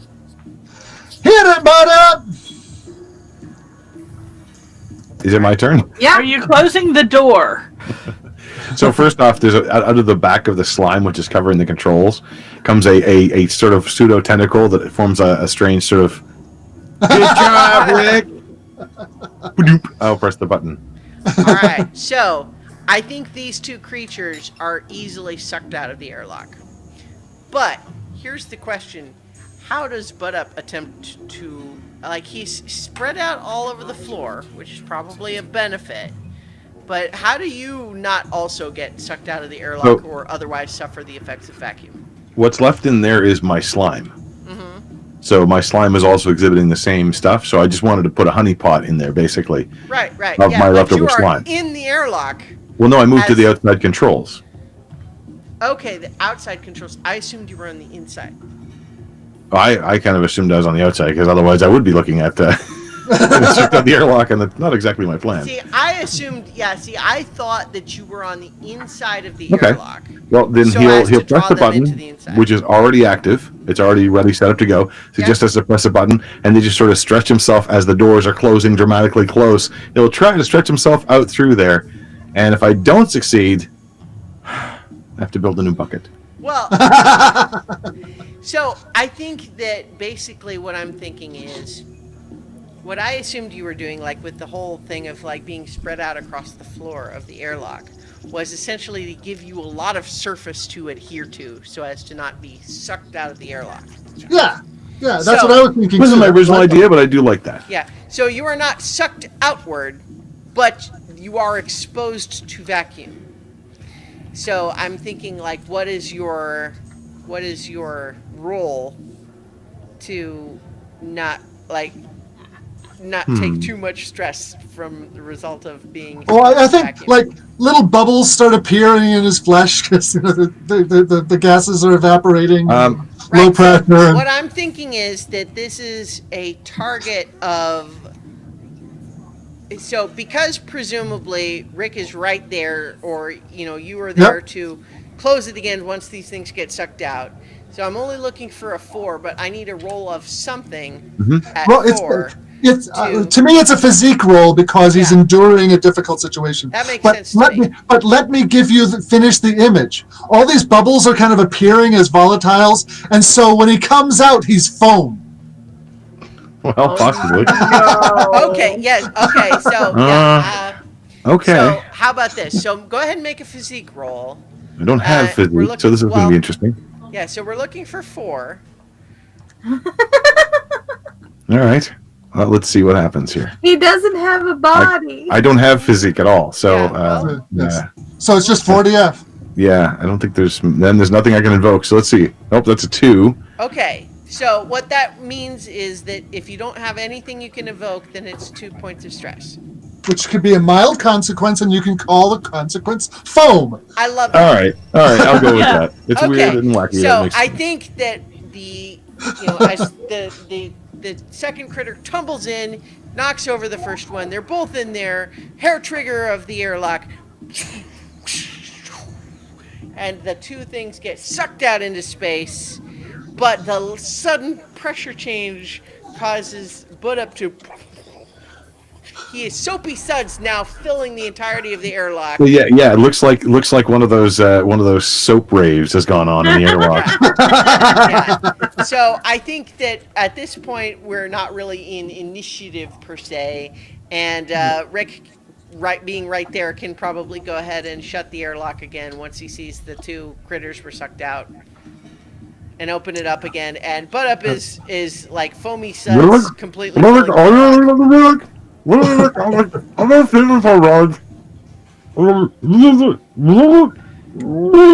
And there's a massive wave of just sort of a pinkish greenish slime that comes out of somewhere in the center. Not necessarily aiming at Rick, but he's right there. Meanwhile, I feel a little better. Meanwhile, on the outside of the ship, the Mo and Foe are like, "Yes, the Holy Land!" and they're just flapping into the nebula. Yeah. That's exactly what happens. Is that they tumble out into space, but then realize, like, oh yeah, it's actually not that bad out here. And But no, go- they're into the Zeta radiation. Yes, exactly. They Sweating the whole time. Until they become giant space wheels. Someone looked out the window. Wow, I didn't know there was a moon out there. That's no moon. Right. So I think we're due for one more piloting roll from Shem. Yeah.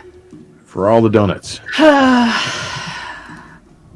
6. Ooh. Natural 6. So technically that's so with a -2, That's a 4. that's a 4. So basically it's one more point of stress on the Juggernaut, but you have now navigated out of the dangerous part of this asteroid field. Yeah. So let's put that last one into scratched. Because I'm going to be having to buff the dings out of this thing forever. Now it says on the side, this pays for rent.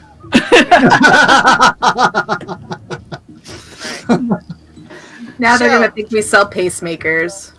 So I think that at this point we're going to go slightly into montage mode to kind of resolve all the remaining issues. Loose ends, yes. Yes. So I think at a certain point,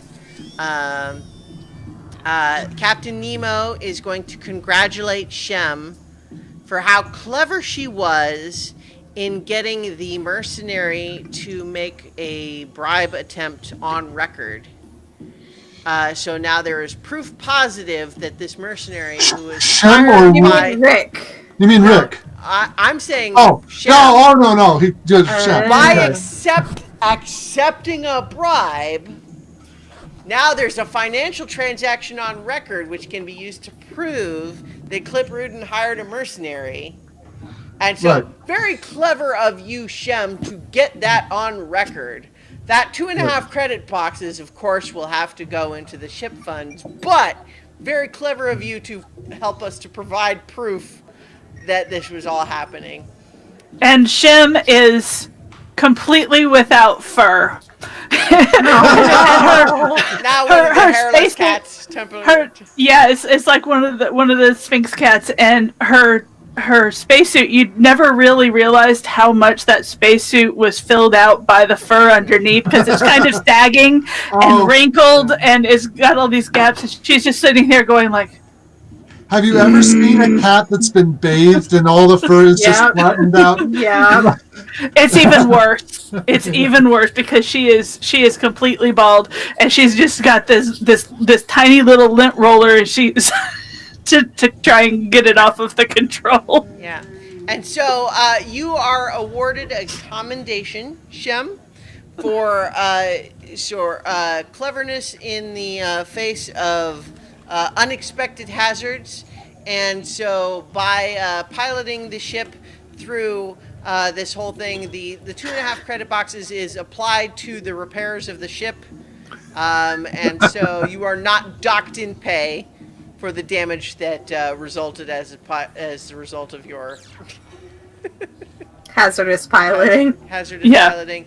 But you are awarded a note in your permanent record that you are a team player. Aww. In the meantime, Patches, you are kept very busy for the next few days, restoring the melted eyeballs of a lot of the people in the business convention.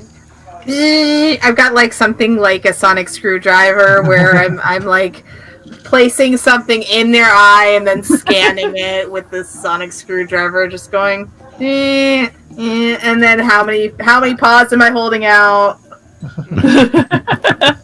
I kind of imagine like the eye makeup thing from Wall-E. Yeah. And, I'm thinking a car repair system where she just has this overhead thing. There you got two eyes. Each one's got like a screw on the backside. it'll sting for like the next 5 days, and then you'll be fine. Yeah, you might feel a little pinch. Also, don't use any of the interfaces for a little bit until your body's electrical currents, sync up.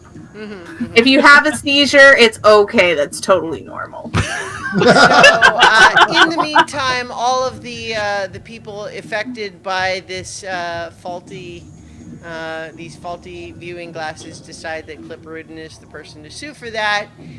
He announces a legal defense fund and receives a lot of support from various areas of the Galactic Network, but that's likely to be tying him up in court for a long time to come, and so any attempt that he might have wanted to make towards buying the Juggernaut is probably going to be on hold until he's not dealing with all these lawsuits anymore. So in the meantime, this mercenary that you had tranquilized and tied up in court did manage to escape at some point.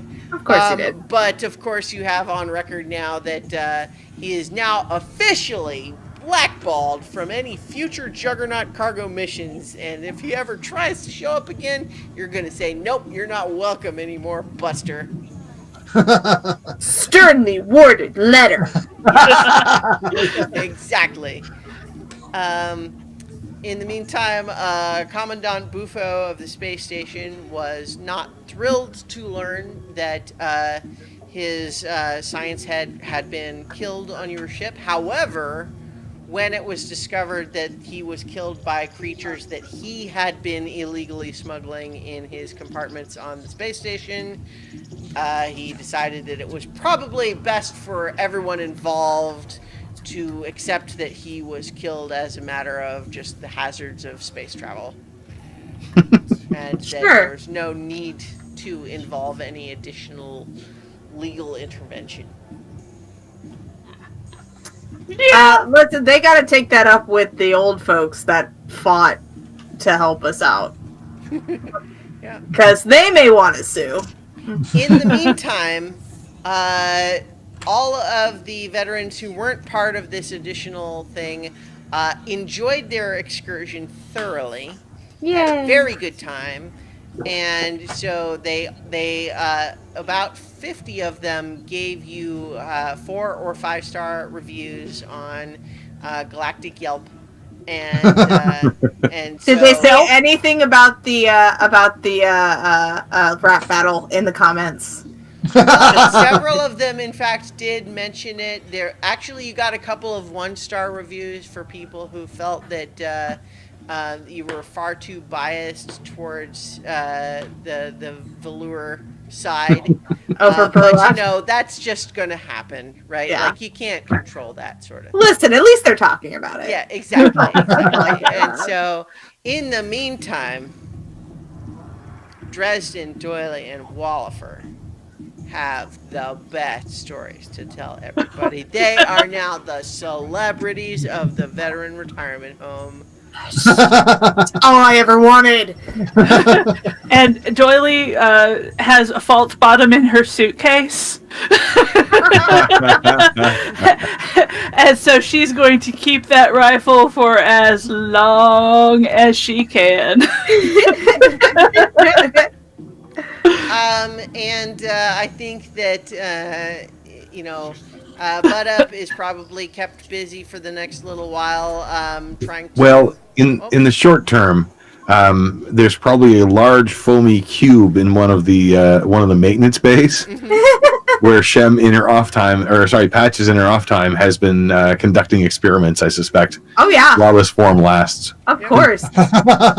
And then later on, I'm going to try to figure out a remote control for my robot. It's as slow as I am, but it has 2 hands. So Sure, that's sure. And I think maybe Rick, because Butt Up is recovering, you are arranging and haggling with the ship mechanics back on Bob with the silent Q to repair the dents and scratches on the Juggernaut's hull. And it's not that much, all considering. Certainly, you guys still have a healthy profit margin from the overall excursion. Yeah. How about the people who are watching the event on pay-per-view? That was definitely sort of an off-the-books sort of scenario there, and I think that Captain Nemo congratulates you all on your initiative and suggests that will be taken into account on your next yearly performance evaluation and possible bonuses to be awarded at that time. But I want my bonus now. I got experiments to do. And meanwhile, Shem's got new letters to say, okay, you haven't paid us back yet, we're going to start charging you interest. Oh no. All right. And I think that last but not least, once you got everything settles down a little bit, and you go to Rick maybe goes to check on Gerald there in the atrium, discovers that he has, like a dandelion, blossomed a whole bunch of little seeds that have now drifted into all sorts of air vents all over the ship. Oh That can be like the after credits scene. Yep. All right! Yay! Yay! This has been a blast, Christiana. Yay! Yes. I'm so glad. Last time was a little bit more stressful, I think, because we were getting into the part where, we needed to have the big cliffhanger, but yeah. congratulations, you guys. We did it! Yay! And I only killed one person. And you got it back afterwards, too. Yeah, I So guess I'm still sparkly. Oppo. I like sparkly. All right, so thank you guys so much, and I think that we can talk about continuing as well. Even though we have now, I'd say, completed this, as we discussed, this multi-part arc. Miniseries. Yes, Miniseries. Smarter Master suggests you guys need to take the murder bots and repurpose them into an auxiliary crew. Yes. Okay, so the question I want to know is, does our pilot get picked up for a series? No, Shem has to stay with us.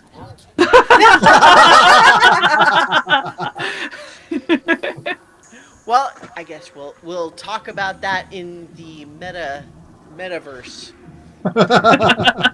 But so in the meantime, this was lots of fun, and thank you everyone for listening and or watching. And we'll there will be more gaming to come on this channel for sure, at least. And so in the meantime, have fun out there, everybody. Happy St. Patrick's Day. Hey, there'll be more bills Tomorrow. in the future, so this space will definitely be for rent. Indeed. It's only half an hour from now. Yeah, there.